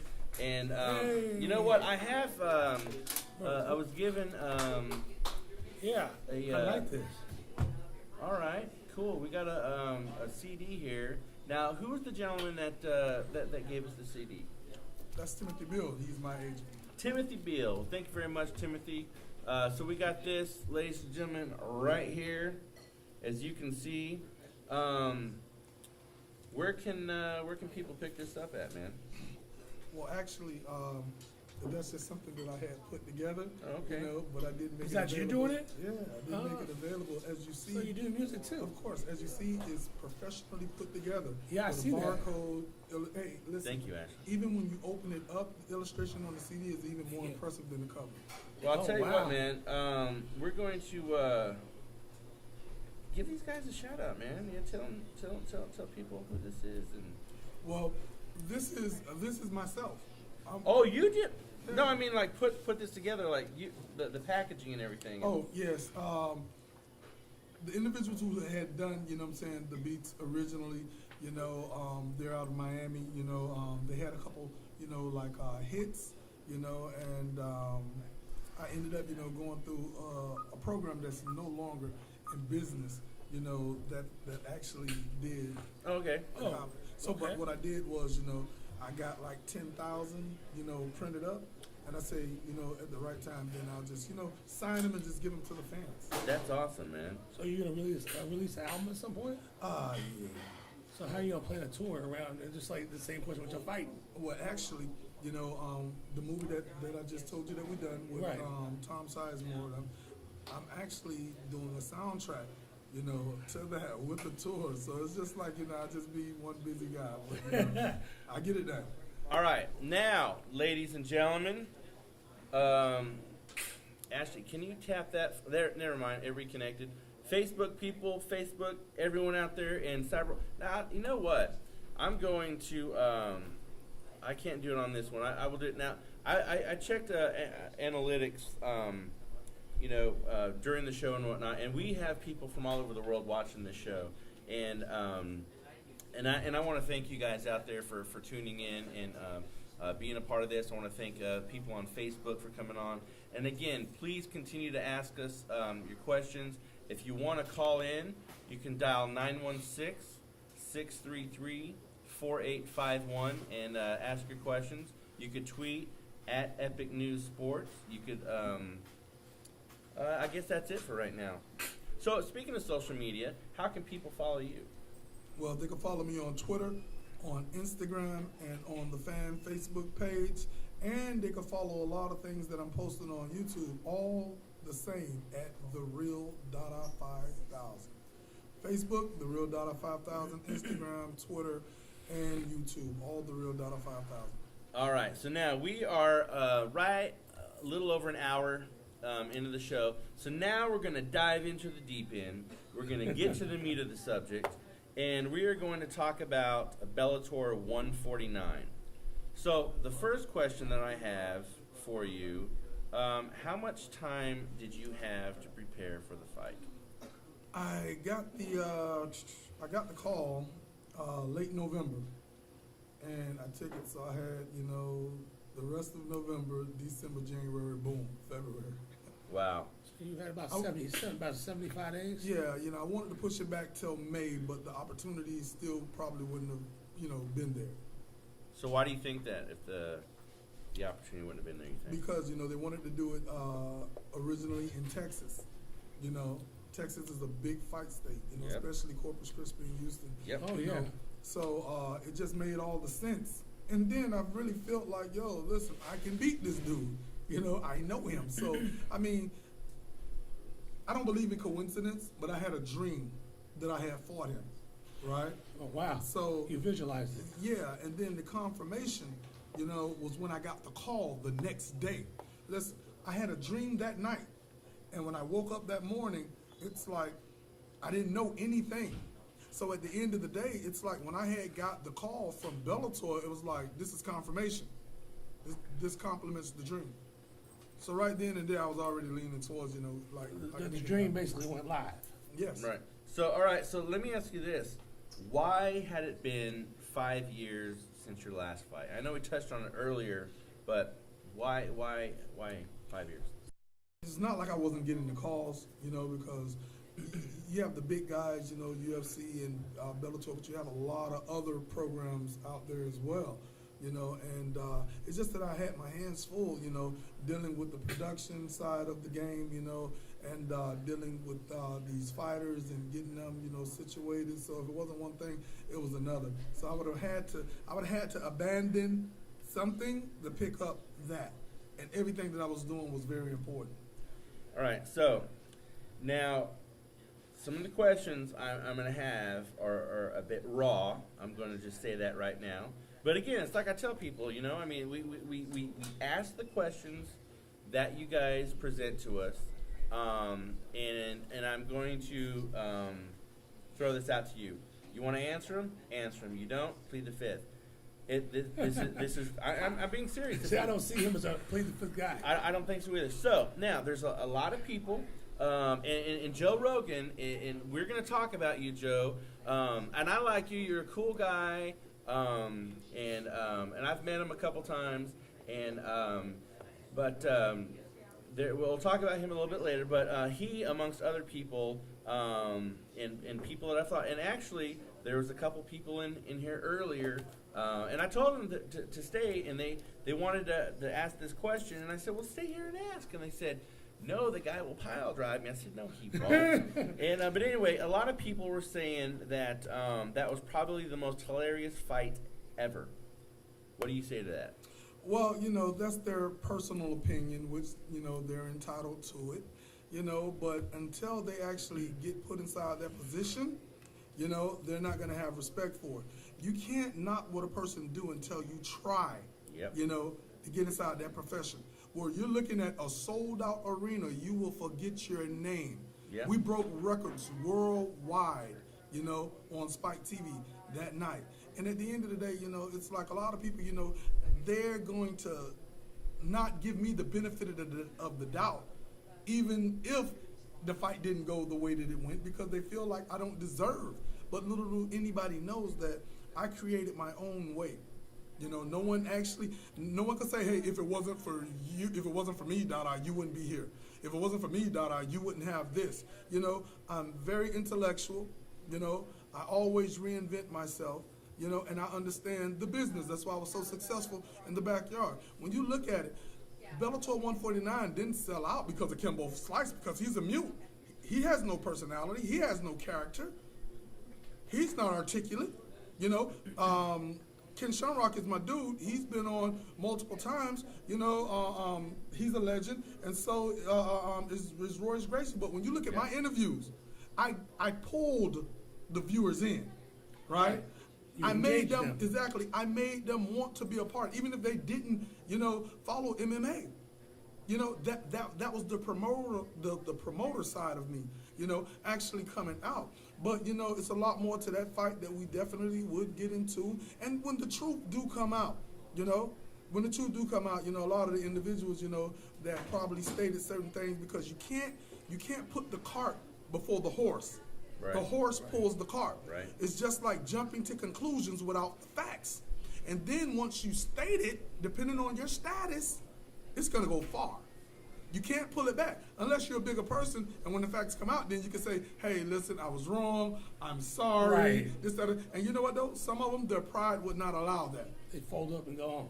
There you go. So, yeah, that's definitely I coming. mean, a lot of the quotes from a lot of the people who saw this fight call it one of the sloppiest fights they'd ever seen. Mhm. I mean, from Kimbo's side and from yours. Well, I would say this right here, when you look at Kimbo Slice, they had him down to win on every angle because he was this. Dada hasn't been in the ring in 4 years. He have ring rust. Kimbo has the skill. He has the experience. He just fought. He had a lot of things going. But just like evolution, right? When you look at Kimbo Slice, yeah, he's decorated. He's been fighting more than me, but I'm smarter than him. And again, it goes back to 90% strategy, 10% talent. And then and then people keep, eluding the facts. The facts. Kimbo Slice was convicted of using illegal drug enhancements. When did an illegal drug enhancement not enhance an athlete's performance? You're right, America. He did look sloppy. All right. He did look sloppy out there. This is the Pandora's box that I was waiting to talk about. He's been waiting for about an hour. Now, hey, we have a call here, Gulfport. Wow. All right. Hello, caller. You're on the line. What's your name? Where are you calling from? Hello, my name is Phil Schultz. I'm calling from Mississippi. How you doing, sir? I'm doing fine, thank you. All right. What's your question?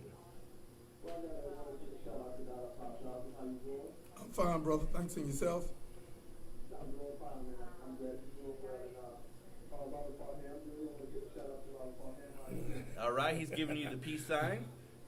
Okay, good. So here's my question for DADA Pop Shop. With the backyard fight, what would you advise as not determining first move backyard fighting or brawling?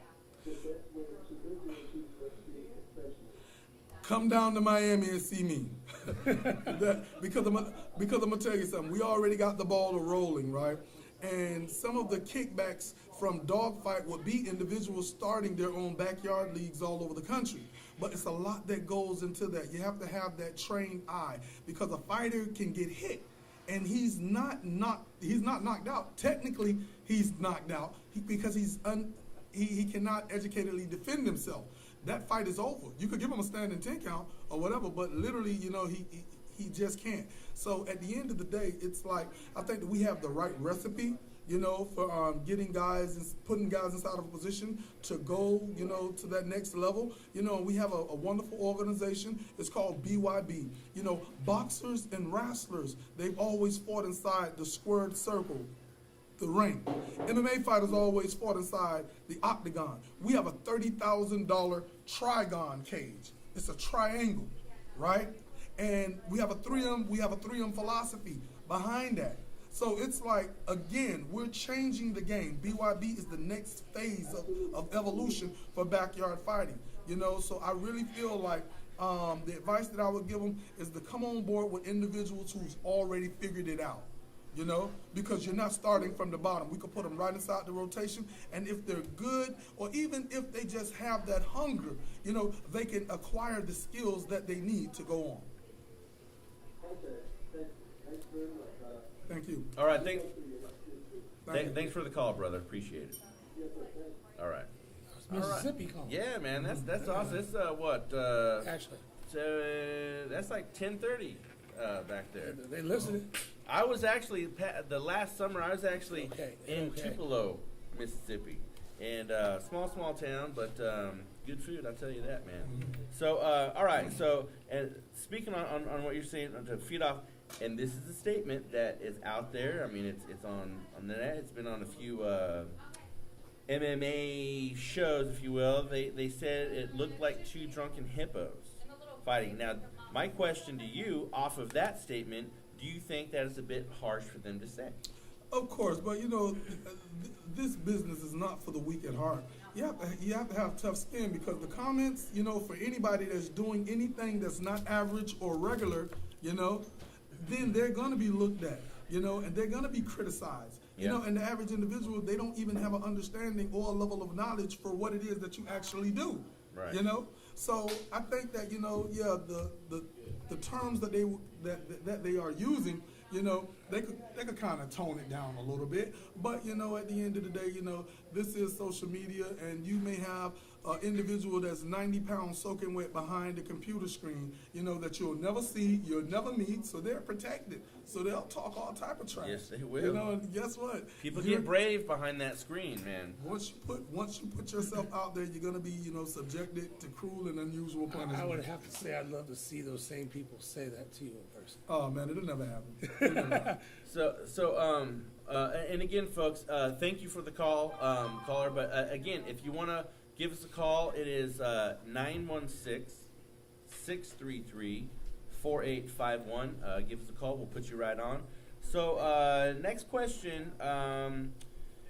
Now, the video that a lot of people are watching, and the angle of the shot, especially now when they're showing Kimbo throwing the punch, the camera is coming over his right shoulder. So when he's going for the punch, you're falling away, and even the people, commentators, and anything didn't see the connection on that last swing, the knockout punch, if you will. So my question to you was: A, were you hit, or were you already falling down? I was already falling down. See, keep one thing in mind, and I'm gonna convert back to the last question. They said that we look like two drunken hippos. Well, I could speak for myself. Kimbo, he did not look like he was capable of doing anything that he's talked about, because he was talking real rough. I'm gonna break his jaw, I'm gonna knock him out, I'm gonna do all of this stuff here. And as you see, he went underground. He hasn't really said anything because he was disappointed in his performance. However, I said it before and I said it now. I feel like I was compromised when I got to anybody who knows anything about medical, or anybody that knows me, my eyes was like about to pop out of my head. I was fine until I started consuming the water in the back, and I was like, damn, but when it's showtime, it's showtime. You gotta go. You gotta go. So, I got everybody out of there in the first round. This fight, I was intending on it being no different. And I was feeling fine until I started drinking the water. And that right there was what led to my situation. With the punch, Kimbo Slice did not hit me when I was going down. I was already going down. My kidneys went out on me inside the first round, right? And that just shows the warrior mentality, because I couldn't quit. That was the last thing on my mind, because at the end of the day, it's like, if I was to quit, if I were to have taken a knee, my career would have been over. I would have been done. So at the end of the day, exactly. So at the end of the day, my options was few. Either this guy's gonna knock me out, or I'm gonna die inside this ring. So what did the water do? I mean, when you said it was the water in the back.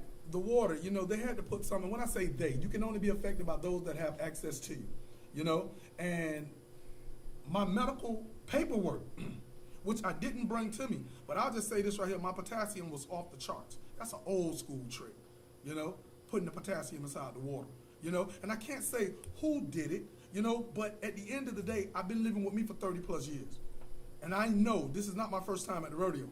And I know when my body started acting funny. So you're not saying a normal dose of potassium. We're talking about like overdose. A high, because your body's not going to generate a level of a 6, right? Period. And hopefully no one experiences that, but it's pretty much like being out inside, the desert, at 100 plus degree heat with no water in your body for 14 days. And I felt it, but I kept going on. And second round, when the second round came, whatever was inside that water bottle, it hit the bottom of my stomach, and I swear, when I stood up, I seen 3 Kimbos. That's when during that bout, I hit him, and he dropped his hands. He just stood there. The fight should have been over right then. Vintage DADA would have took his head off and would have brought it back to Paran. He was on all fours also doing that second round. And I was tapping him. My 3-year-old niece hits harder than that. And I wasn't tired. For the record, a lot of individuals out there, they say, hey, listen, DADA was out of shape. No, DADA was not out of shape. I was in shape. You know what I'm saying? I just encountered something that I was never anticipating. So you're saying that something was done to your wife? Of course. Something. Yeah. Something. By somebody. By somebody.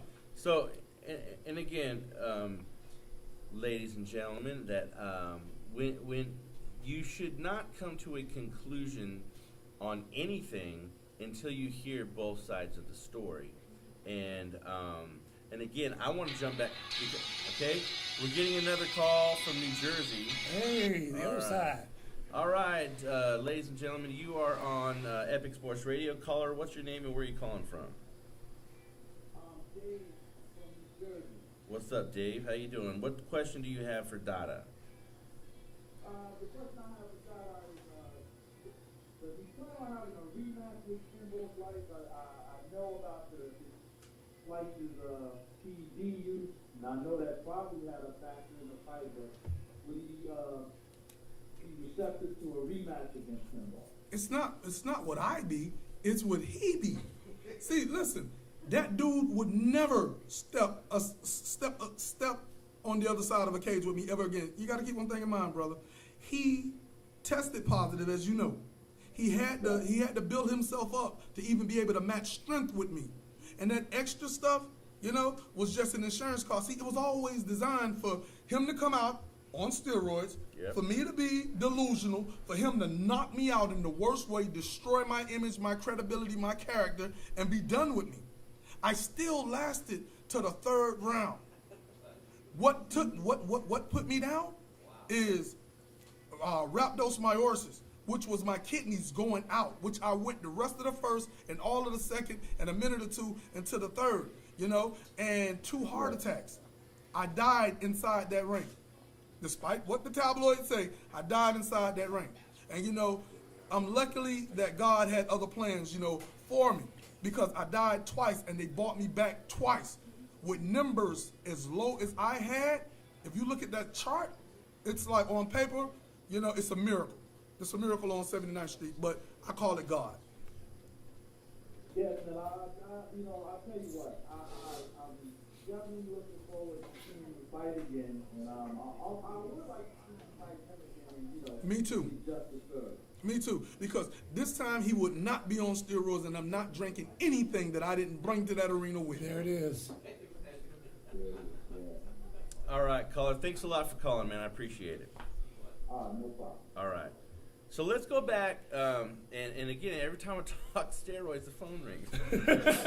Let's go ahead. I noticed that. And I want to talk about steroids and the Pandora's box. And I was talking to Robert earlier. Now, I have talked about this many times, and I fully admit it. I've personally taken steroids. I took them for 3 years. When I started working out, I was 155 pounds. I am now 243 pounds. They do, in fact, work. They make you stronger. They do a lot of things to you, and I'm not advocating them.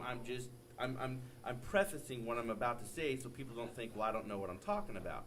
I've worked with pioneers in the field who wrote the steroid Bible. I've talked and dealt with Bill Phillips, who used to own the magazine Muscle Media 2000, Dr. Conley with Metrics, and all this kind of stuff. So, and I've studied steroids. I did my thesis on steroids. I used to be around all these guys. Now, when you take steroids, you look a certain way. Your body looks a certain way. And I talk to people in the media. I've wrote articles about it, and I've said about Kimbo Slice just by looking at him. I never said he was. I said he looks like he's on steroids. I don't accuse people of anything I don't know personally. I tried to find out, but people wouldn't talk to me. When people don't answer my questions and they shut the door on me or don't even call me back to call me a liar or say that I'm stupid or my theory is stupid, to me they're hiding something. So I'm just saying he looked like he was, and now that it is out there that he tested positive for steroids, I want to me, there's a lot of factors, because I was talking to an individual earlier today there was a lot of money on that fight, whether when you're dealing with Vegas, you're dealing with all these offshore betting places, you're dealing with millions of dollars. So when something of that magnitude is on the line, and when somebody has a fear, and I'm saying that, and you said it too, that he had a fear of you, so he had to do what he had to do to make sure he won. Now that we're talking about the water and everything else, somebody, my theory is, somebody was on the take, somebody got paid to do something, they did it to assure that there was the certain winner that was going to win, if you will, and all the stuff that happened. So with me saying that, and I let all that out on the table now, you have the floor as a rebuttal for what I just said and what you think about it. Of course, listen, I've had guys, but individuals shut down Vegas. They stopped taking bets on that fight. Kimbo was up, right? You've had guys come in and drop hundreds of thousands of millions of dollars at one time. They was like, yo, you guys can't do this. Listen, thanks to whoever these miracle guys are, right? Mysterious guys are. You could only have bet $500 on the Bellator fight, right? That was the max. That was the max. All right. Wow. Because those dudes was adamant about and serious about this, came in with duffel bags. They raised the limit. The individual at the hotel raised the limit to $1,000, right? And they came back over a course of days and they betted a lot of money. Bunch of different people So coming in do you know what the money line was on that? Wow, we was pretty much, like dead even, and then I took the lead on the bets. When at the weigh-in, when I weighed in at 265 on the dot, they couldn't believe it, because it was on point. Right. 265. He weighed in at 232 pounds. So by him weighing in at 232, they knew that DADA's bigger.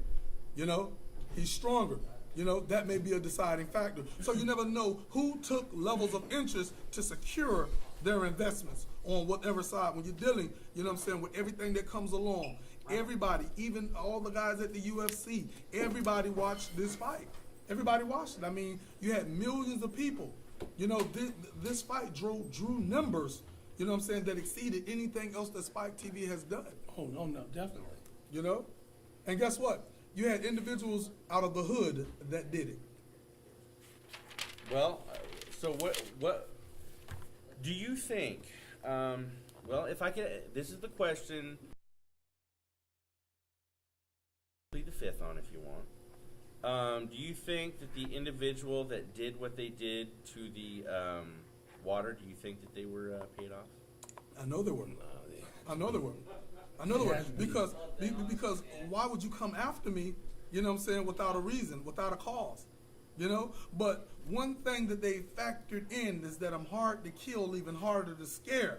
And I don't think that they intended on the water affecting me to the point that it did. I just feel like they just wanted me to lose, for him just to come in and lose. They didn't think that I was going to have, my kidneys was going to go out. They didn't think that I was going to have 2 heart attacks back to back. Heart stopped for 5 minutes, came back, heart stopped again for another 8 minutes. Let me share something with you. Everything that could have went wrong that night went wrong. From me going inside the ambulance, getting to the hospital, right? How you're bringing the gurney off? Yeah. The gurney was stuck for minutes. They couldn't even get me off. And then when they did, get me off, it was slow. They had to jack it up so they could have rolled it. It wouldn't even stabilize. They couldn't even get the hospital doors open. It's almost like the devil was really after me that night. Wow. And then once they got in, right, they ended up going the wrong way instead of going So to they the spiked ER. your water. They spiked your water. Kimbo used PEDs to try to assure his end. That sounds like a fix for me. Can I bring up all this stuff? Because here's my mind. And we talked about it. And I'm a writer too, so my mind kind of goes off in the left field sometimes when I hear things. Do you think that possibly for some reason that possibly there was a hit put out on you? Well, I will say this, that Kimbo knew that he could not have lost to me. Even though his career is literally already over, it would have definitely been over that night. So if he wanted to, if he wanted to actually, fulfill his obligations with Bellator, then it was in his best interest to win. I knew he was a scumbag, and and let's just lean on the steroid part of it. All right. I knew he was a scumbag, and I've been telling people that these are bad guys. For him, to use it, that just collaborates my story. Do they know if he used it that night or if he used it weeks before? No. He's Listen, been on it. He's for a been while. on it for a while, man. This dude been taking it. I'll take it back. Because he's not my friend. I'll take it back, to the days in the beginning. He had a bum knee. He was advised by a trainer. Take hormone growth, GH. Yep. It'll help that knee. Yep. So regardless if he took it back then in 07, 08, I knew that he was told to take it. Or at least it was brought to his attention that, hey, this right here can help you. He been on steroids way before the Bellator 149 fight. The Bellator 149 fight is just the fight that he got caught So it's at. been for a while then. He just got caught. Well, I guarantee you, He just got caught. Yeah, yes. from his body structure and everything like that, I guarantee that he had probably been on him for a couple of years at least, and I would say even more, like maybe 10 years. Just from Consistently? I don't know if consistently or not, because usually when you take steroids, there's many, many ways to take them, but most people that are serious about them, they'll take them for 12 weeks, then you're off for 12 weeks, take them for 12 weeks, off for 12 weeks, and then there's pyramiding, there's stacking, there's all kinds of stuff that goes into them. But when you look at some of the research that I found out, you look at previous pictures, middle pictures, and after pictures. You look at body structure, you look at body size, you look at the forehead, you look at different. I mean, Barry Bonds is a perfect example. Right. And then, but the thing of it is, if you look at muscle mass index, that if you study that and look at that, I'm saying 10 plus years. Me personally, I'm not saying that he did. I'm saying that's my theory. He was on. He had to be on a cocktail. This guy, didn't have no abs. He didn't have no nothing when he started out. He got ripped up. And when you look at Winstrom, when you look at Winstrol? Yeah, Winstrol. Yeah. Thanks for correcting me. That's all right. Winstrol. Don't hit me. I don't know him, but I just know what I was told. Winstrom, Anadrol, He looked testosterone, hard. Deca. Yeah. He was hard, that's Mastron. Decadurabolin, yeah. That's Mastron, right? Winstrol is water-based. Now, if you look at Winstrol, when I lived in Oklahoma, here's how I got mine. Well, back then, you can go to, now I went to school in Norman, Oklahoma, and you can go to like Apache or anything like that. You can go to the outer schools, it's all country. And you can go to a feed store. Feed store in the back, in the corner, they have the refrigerator and it's all in there. And I walked in there.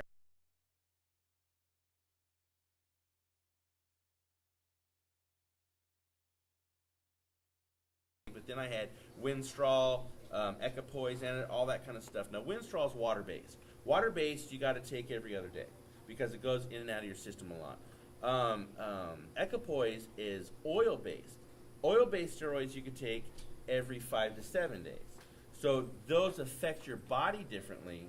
And but when you do, and they usually come in 50 cc bottles. When you're doing Winstrol, I guarantee if he was taking them, he was probably doing that every single day. Every single day. But yeah, it is something that, and plus too, and because this we're going to keep talking about the steroids, but this goes into my next question, that in a lot of his statements and the press conference, he was pissed, and he was pissed at you, and he was, and I want to quote him because I don't want to misquote anybody. Let me see. Kimbo Slice was clearly pissed off for some reason. He had a quote, "I am going to F that nigga up." So why such the hostility from him towards you? Or is there anything behind? I'm just saying what he said, man. No, I know. Anything behind the scenes that was said to rattle his cage? But again, too, the theory and everything like that with the steroids, they do the roid rage though. If you're predispositioned to have a bad attitude when you take that, that's just going to enhance it. Is there anything, I guess, that long oratories, just to ask this question, that happened behind the scenes at any point in time that would make him that pissed off at you to say that? I did backyard fights with those guys that they never released. So I seen that what was good for the gander was not good for the goose. You tell me one thing and then you do another. I just wanted to see it. I ain't say give me a copy. I just said see it. They never released none of it, right? And then, inside of on an interview, they chopped up one of the clips that I got hit on, and they just played it over and over. And I'm like, okay, I get that. Show the rest of the fight footage then. But more so than that, I thought you said you didn't have it. So that right there just added to my rage. And I'm like, okay, I'm sick of this. You know what I'm saying? I'm going for the juggler now. Dude, you stayed right up the street from me for years. I know you. You can fool the rest of these people. You can't fool me. So it's like when I speak, I wasn't speaking off of speculation. I wasn't speaking off of third party or hearsay. I was speaking from facts, and he can't dispute the facts, right? A lie they welcome, the truth they run from. So the only way that he had to respond was through his anger. And then he went underground because all of that he stated he wanted to do, he didn't do it. Being compromised, you being on steroids, you still couldn't knock me out. You hit me with your best shots and I was still standing. So you can imagine what would have happened if you wasn't on juice and the water wasn't spiked. I would have destroyed you when I had you inside that choker inside the first round. I would have snapped his neck right then. Or the other two shots that I gave him when he was standing and he was stagnant, or when he was on all fours. I would have finished him. All right, going back, you said you grew up right down the street from me, and this kind of segues perfectly into my next quote from him, very colorful, if you will. He also said, "This is two niggas from the same neighborhood who have a beef to settle. I am going to knock his ass out, and he's going to wake up, not know what hit him." So, in your words, what was the beef?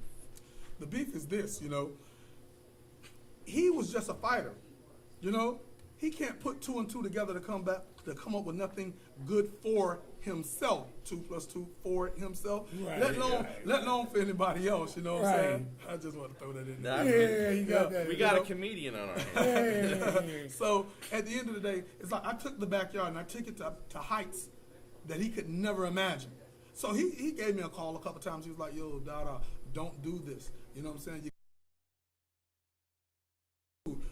Since you ever cared about the homies, you haven't been back to the hood since you've left the hood, period. So at the end of the day, this right here was what I was stating, going back to the youth, right? Yeah. I'm like, yo, listen, you have Black Star power.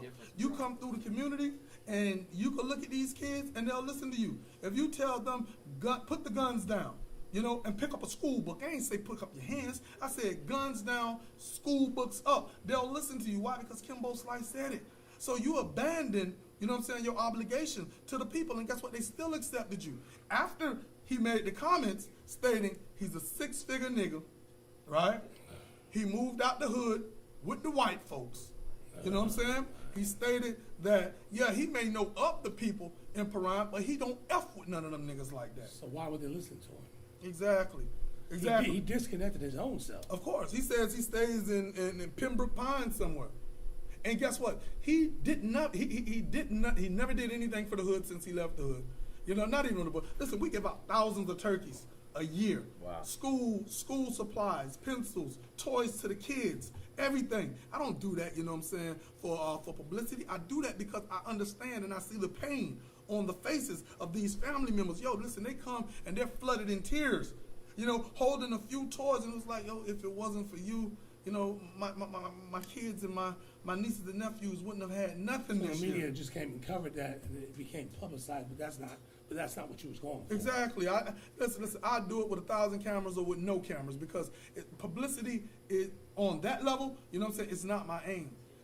Putting smiles on the faces of individuals, inside the community that I growed up with. It's just that I have an obligation and I could do something about it. Just by me signing a piece of paper or by me writing out a sponsorship letter or writing out, certain packages, for assistance. Just because I am who I am. They would give it to me and they'll use it as a tax write-off. But we wouldn't have it if I wouldn't have actually initiated. There's a lot of people out there that pony up for the cameras. But it's not when the cameras. It's who you are and how you walk when the cameras is off. Yeah. Exactly. And he has the ability to do so. So, okay, first off, I'm going to make this statement that is also out there, too, because people were talking about your cardio, and both you guys' cardio, actually. They said it basically sucked, that you guys were gassed halfway through the first round. So that's a statement that I'm going to put out there. But also, too, and also some fans were saying that it was a last-minute call, that you were a scrub to go against Slice, which I don't know why they would say that. So I'm putting that statement out there because I'm prefacing all of this to give you, and then they're saying, that you got your 15 minutes of fame, blah, blah, blah, blah, blah. Now, you have the floor with those statements, and then tell us your side of the story about the fight, and don't spare any details. Okay, listen. Let's go back to the last question. 15 minutes of fame, right? To the individual who put that out there, I've been on fire since 2007. If you listen, or if you look at my resume, I've been set a trail ablaze. 15 minutes of fame, man, obviously, you know what I'm saying, that does not apply to me. Because, see, I know how to reinvent myself, just like I reinvented the wheel. You have, inventors out there. I fell inside of a class with innovators. I took something as old as backyard fighting, right? And I made it relevant. I took it, I altered its appearance, I made it pretty for the public, and I represented it. It was almost like going fishing with good bait, and I caught the world's attention. Now, I just had to be interesting enough, to keep their attention. Getting their attention is one thing. Keeping their attention is another thing. But this stuff been around since the beginning of the Roman gladiator times, when they used to have this, stuff out there for the kings and queens' amusement. So, that goes without saying, because I think that I've gained more, attention. I've educated the world more about the culture, and than anybody the past 150 to 200 years before me. I didn't invent it.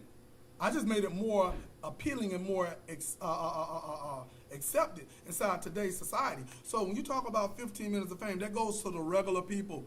I'm not common. I'm not average. I'm above average. I raised the bar, And to the cardio, no, listen, again, y'all, I was running on the treadmill, for 45 minutes, on 6.5, 7.0. That's not a slight jog. Right. You know what I'm saying? You're really... That's you're getting moving. it going. Yeah, you're really moving. That right there was a part of what happened to me behind closed doors. See, this right here is the side that the individuals don't see. When you look at the big picture, right? It's a bigger picture. Now, what you guys seen that night was one thing, but behind the scene footage is just as valuable, if not more valuable, than the actual show, because it shows the little things, and the little things is what matters, So at the end of the day, I felt like, yes, I was prepared, for that fight. And whoever said that, why did they put me up against, Kimbo Slice? Listen, everybody that I fought, I've knocked out. I like Cedric James right now to fight a Kimbo Slice and to knock Kimbo Slice out. You know what I'm saying? So styles make fights. That's why I was so good as a promoter in the backyard. I knew how to match them up. The real winners is not the individuals, that's getting their hands raised at the end of the show. It's the audience that got a chance to see history live. So they go out with stories to tell. Timberland said something, he was at Walter's Cafeteria down in Miami because he stayed inside Miami. He stated, we all have money. He was speaking about himself and his colleagues. So if he get the new BMW or the new Rolls Royce, he could tell, Missy or LL, hey, listen, I like it. It handles good. It's easy on the gas. And if they're convinced, then they could go buy it. Backyard fighting, what I did, you have to experience that. You have to experience that. And see, that's why I stated that when you look at shows like Ringling Brothers Barnum and Bailey Circus, they have nothing on us. It's been proven. Because we've gotten far by word of mouth and the power of the internet, social media. So, yes, I was, in shape. I feel like I did what I needed to do to get my weight down, for the fight. I came there to fight, to compete. And, I actually feel sorry for the fans that paid their hard-earned money. And Kimbo Slice want to take steroids and use other type of methods to ensure himself a victory. He cheated the fans out of a hardcore bout and to the millions of people. They were the ones that were duped. I came to fight. I passed my drug test. So if things would have went how they should have went, I would have won the fight. And you Hands won the down. fight and you knocked him out, what do you think would have happened to him and his career after that? Oh, it would have went down. It would have went down. Kimbo who? Yeah, that's Kimbo what the who? people would have been saying. Kimbo, you know what's so interesting? I wouldn't have took another fight after that. It's been over. Yeah, I wouldn't have took another fight after that. They've asked me, you know, hey, well, Dada, are you one and done? You know, and I would really have had to think about that because you got to keep one thing in mind. They say, well, hey, you're not a real MMA fighter. I never said that I was. I said that I was a brawler. You know, y'all put the label on me as an MMA fighter. I've always said that I was a brawler. I'm wearing the shirt right now. You know, we brawl. You know, but I said February 19th, I will be an MMA fighter. And if y'all seen the fight, I did throw a kick out there. Yes, you know? you did. Yeah, I saw that. Yes, So you boom, did. I'm a full-fledged MMA fighter, you know?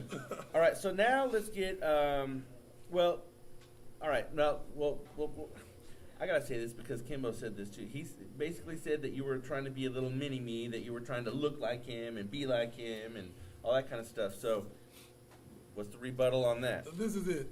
We talk different. We walk different. When I open up my mouth, I sound nothing like him. You know, I trumped all of his accomplishments. He's a fighter. Nothing more, nothing less. You know, inside all of his movie roles, you know, he had simple roles. You know, and he died in all of them. You know, because there was nothing special about him. Yo, we just need your image on the film. That's it. You can't retain knowledge. You can't remember your lines. You know, so it's like for him to say that I copied him, you know, that's an insult. You know, my nails are black. You've never seen Kimbo slice his nails black. Never. I noticed that. Is that a trademark of yours? Yes. You never seen his nails black. He said that I tried to be like him. How? Because they say in law enforcement, all African Americans look alike. You know, and when you and when you look at, you know what I'm saying, stereotypes, you know, 25 and older inside Perrine, everybody got males, they got beards and they're big and black, you know. So when they say I tried to be like him, you come down there, that's all you're gonna see. Big dudes, beards, bald heads, you know what I'm saying? Right. So it's like that's preposterous, you know. I think All right. I think we need to come down there. Yeah. Hey, let's. Brian and see the background. I said I was going to talk about Joe Rogan, and here we go. Oh, now my I will just give Joe Rogan his little line feed here. Joe Rogan, he's a well-known UFC commentator. Obviously, he's also an actor. He's been an actor from way back in the day. It's noted that he got his black belt in Taekwondo at age 15. Also a kickboxer with an amateur record 2-1. There, that's his introduction. Everyone knows who he is, but Rogan is most known for his stand-up comedy. During a recent act, and he said, and I'm going to read this quote because, again, I do not like to misquote anybody and be accused of that. That's one thing that I could say as a media person is I will say what you say to me, and I will not misquote you, I will not add, and I will not take away. So, here we go. In his stand-up comedy, he said, speaking of you, he said, his heart stopped. It was filled with cheeseburgers and fried chicken and orange soda. He didn't train. There was no way he trained. I mean, he might have trained for a couple of days. You should have lost 40 pounds before. It's not like you didn't know you were going to do this. How about that one exchange where DADA just laid down on Kimbo, just rolled over on top of him? There was no takedown. I wonder if they were talking to each other. And in the quotes, he said, like you guys were saying, do you want to take it to the ground, homie? Now, this is stand-up comedy. All right.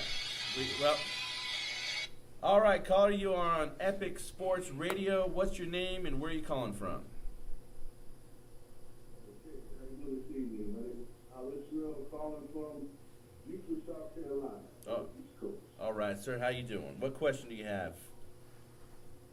Okay, actually, I was calling to DADA. I don't know that I'm one of his fans or the followers, and a writer and the producer of a movie that we're producing now, and I think he'd be good for a part of this movie.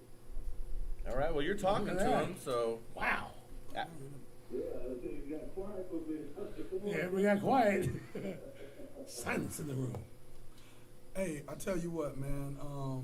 Movies and, you know, commercials and so forth like that, I am familiar with it, you know. So I'm gonna give you, you know, a contact number, you know, to my agent, you know, dealing with me inside those regards. You know, his name is Tim Bill. Hey, what's your name, brother? Okay, my name is Alex Real. Okay, last name? And the name of the movie that I'm the writer, executive producer, and also my assistant producer, Robert Parker, who just had a movie came out that did very well, very popular. It's about a movie itself is about a warrior from Africa who wound up becoming a samurai, actually one of the highest samurais of his time, and a warlord. Can't say too much about it, but I think he would you took very well in this movie. Okay, I tell you what, you can contact Timothy Bill at 818-25. Let me get his name again. Timothy, I got it right. Timothy Bill, Timothy Bill? yes, at 818-259-0375. Oh no, that's 8375. Correction, 8375. 8375, my apologies. Yes.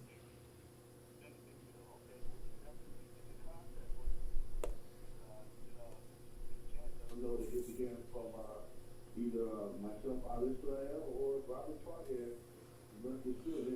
Listen, I'm very familiar with Parham.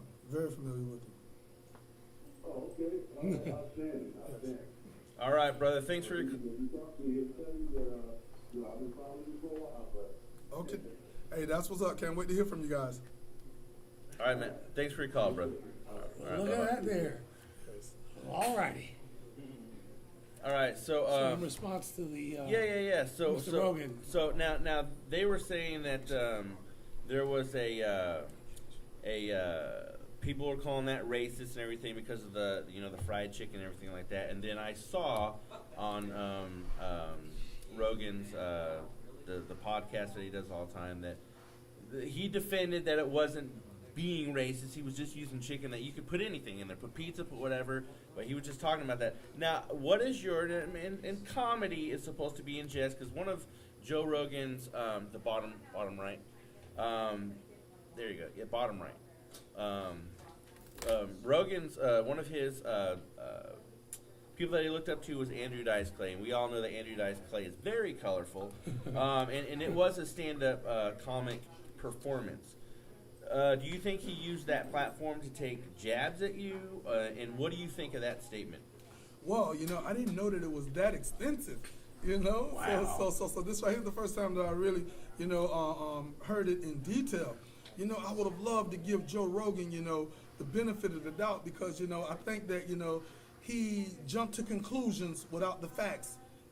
He thought that we was down there communicating. I don't know about Kimbo, but for me, this is real. I was intending on hurting this dude. No, I did not say anything, to Kimbo. Kimbo, inside of his defense, which, I could care less for him, he never said anything, to myself. I came in shape. The heart attacks, the kidney failure, that was induced. That was not natural. Right. That was induced. So now, for him to say chicken and orange sodas and stuff, that is, looked at, and it was often used to describe African Americans. Chicken was always associated with Right. African Americans. Yep. But, I would say that he picked the wrong time to be a comedian. Right. I wouldn't call him a racist. I would just say that he took the wrong time to be a comedian, and I would love to go on his show one-on-one, toe-to-toe, and address that. Because I feel like at the end of the day, jumping to conclusions without facts can be dangerous.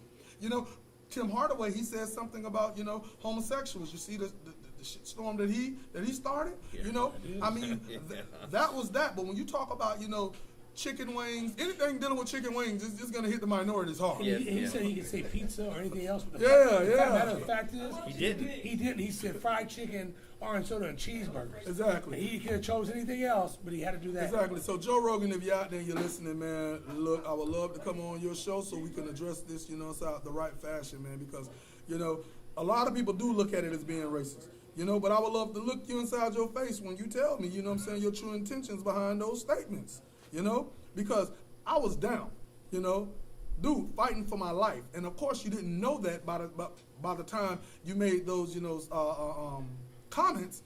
You know, which, yeah, it did offend my family and it did offend a lot of people that was close to me.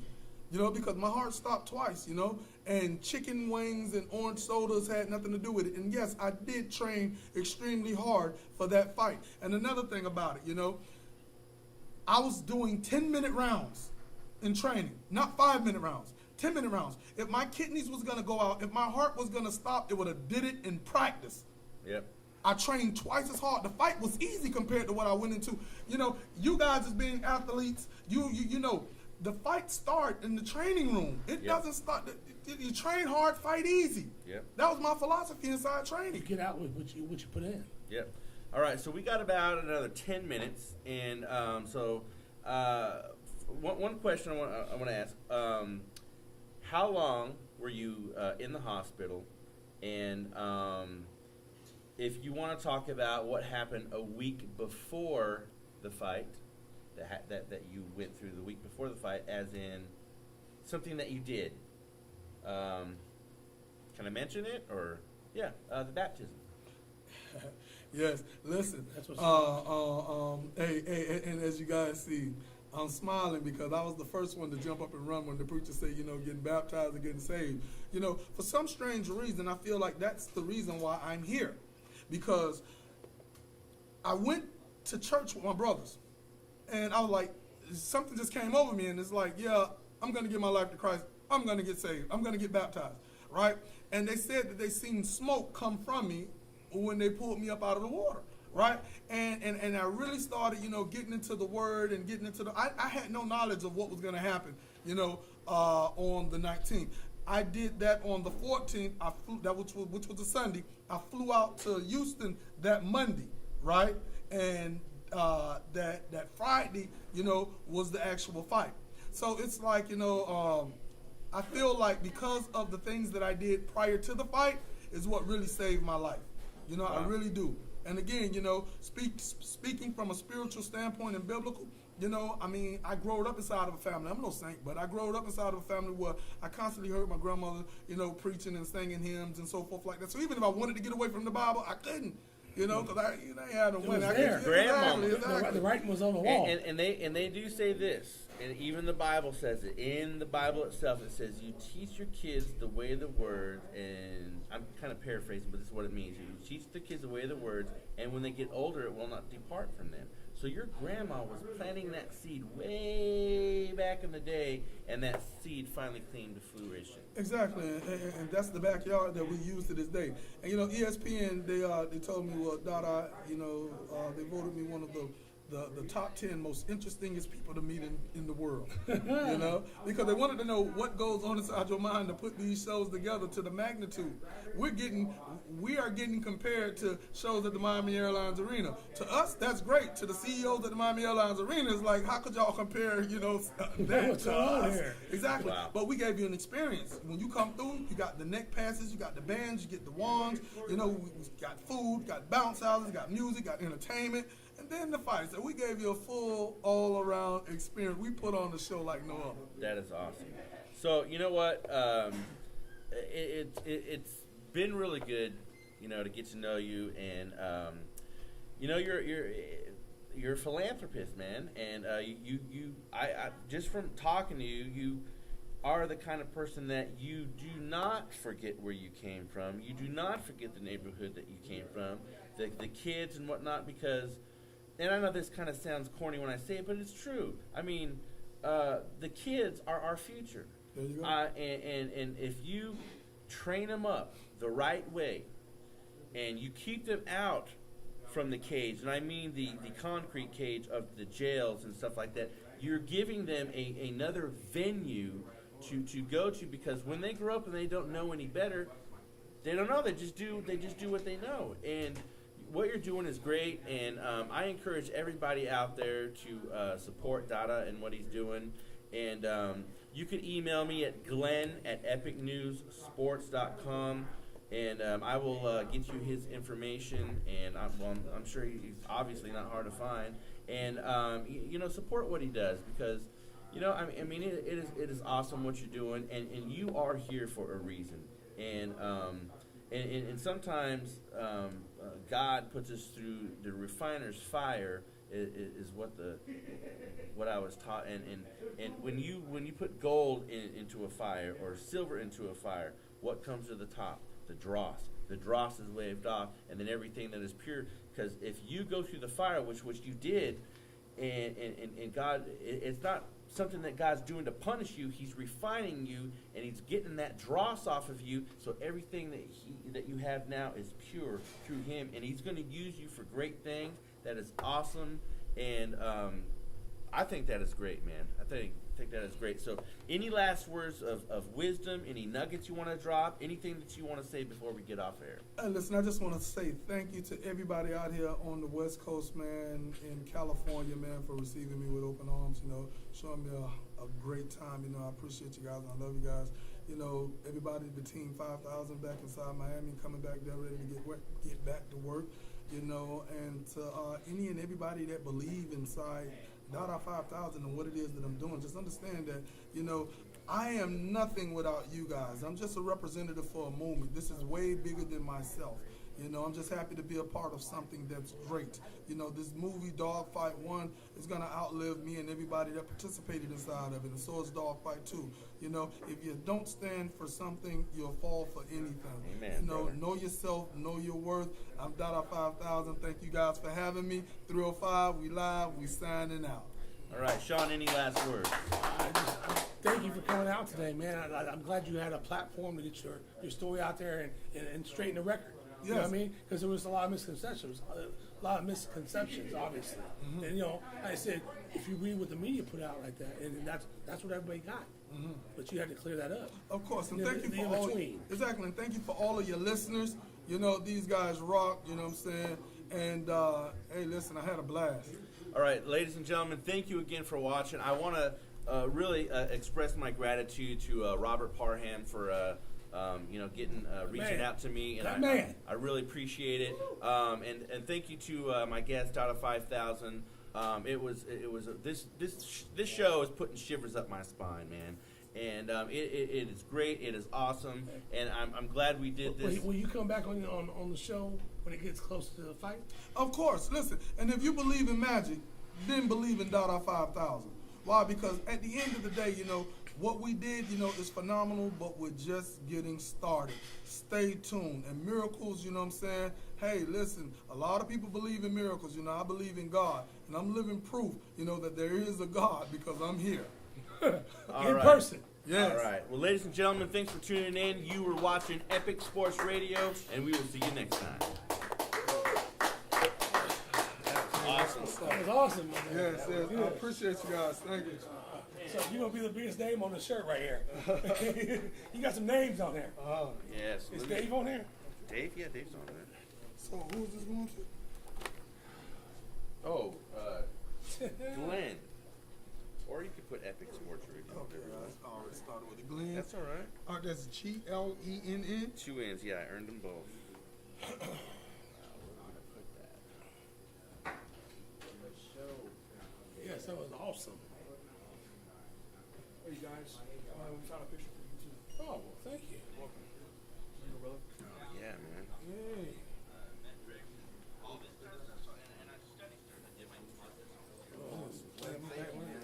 That's an awesome show, brother. Appreciate it, dude. Thank you. Thank you. I'm glad we did it, man. Hey, Ash. Hey. I need to get your card. Yes, Hey, absolutely. when you were on the show, did I have this? Did you sign this? I don't recall. All right, Yes, well- I did. There it is right there. Okay, all right. There you go. So you're probably one of the first. I'm trying to figure out what the heck is going on. I'm putting together music. I have a couple musicians under me, and we're doing a big show in August. And Keith Wallace is going to be on it. Hey, that's my dude. Next time you hear from me, tell I him don't DADA remember. say what's up. I'm gonna say, man, see if we can come out for that, maybe. Okay. See if you can come out for that. That'd be awesome because you gonna get you up on stage. You know? Okay, that's what's up.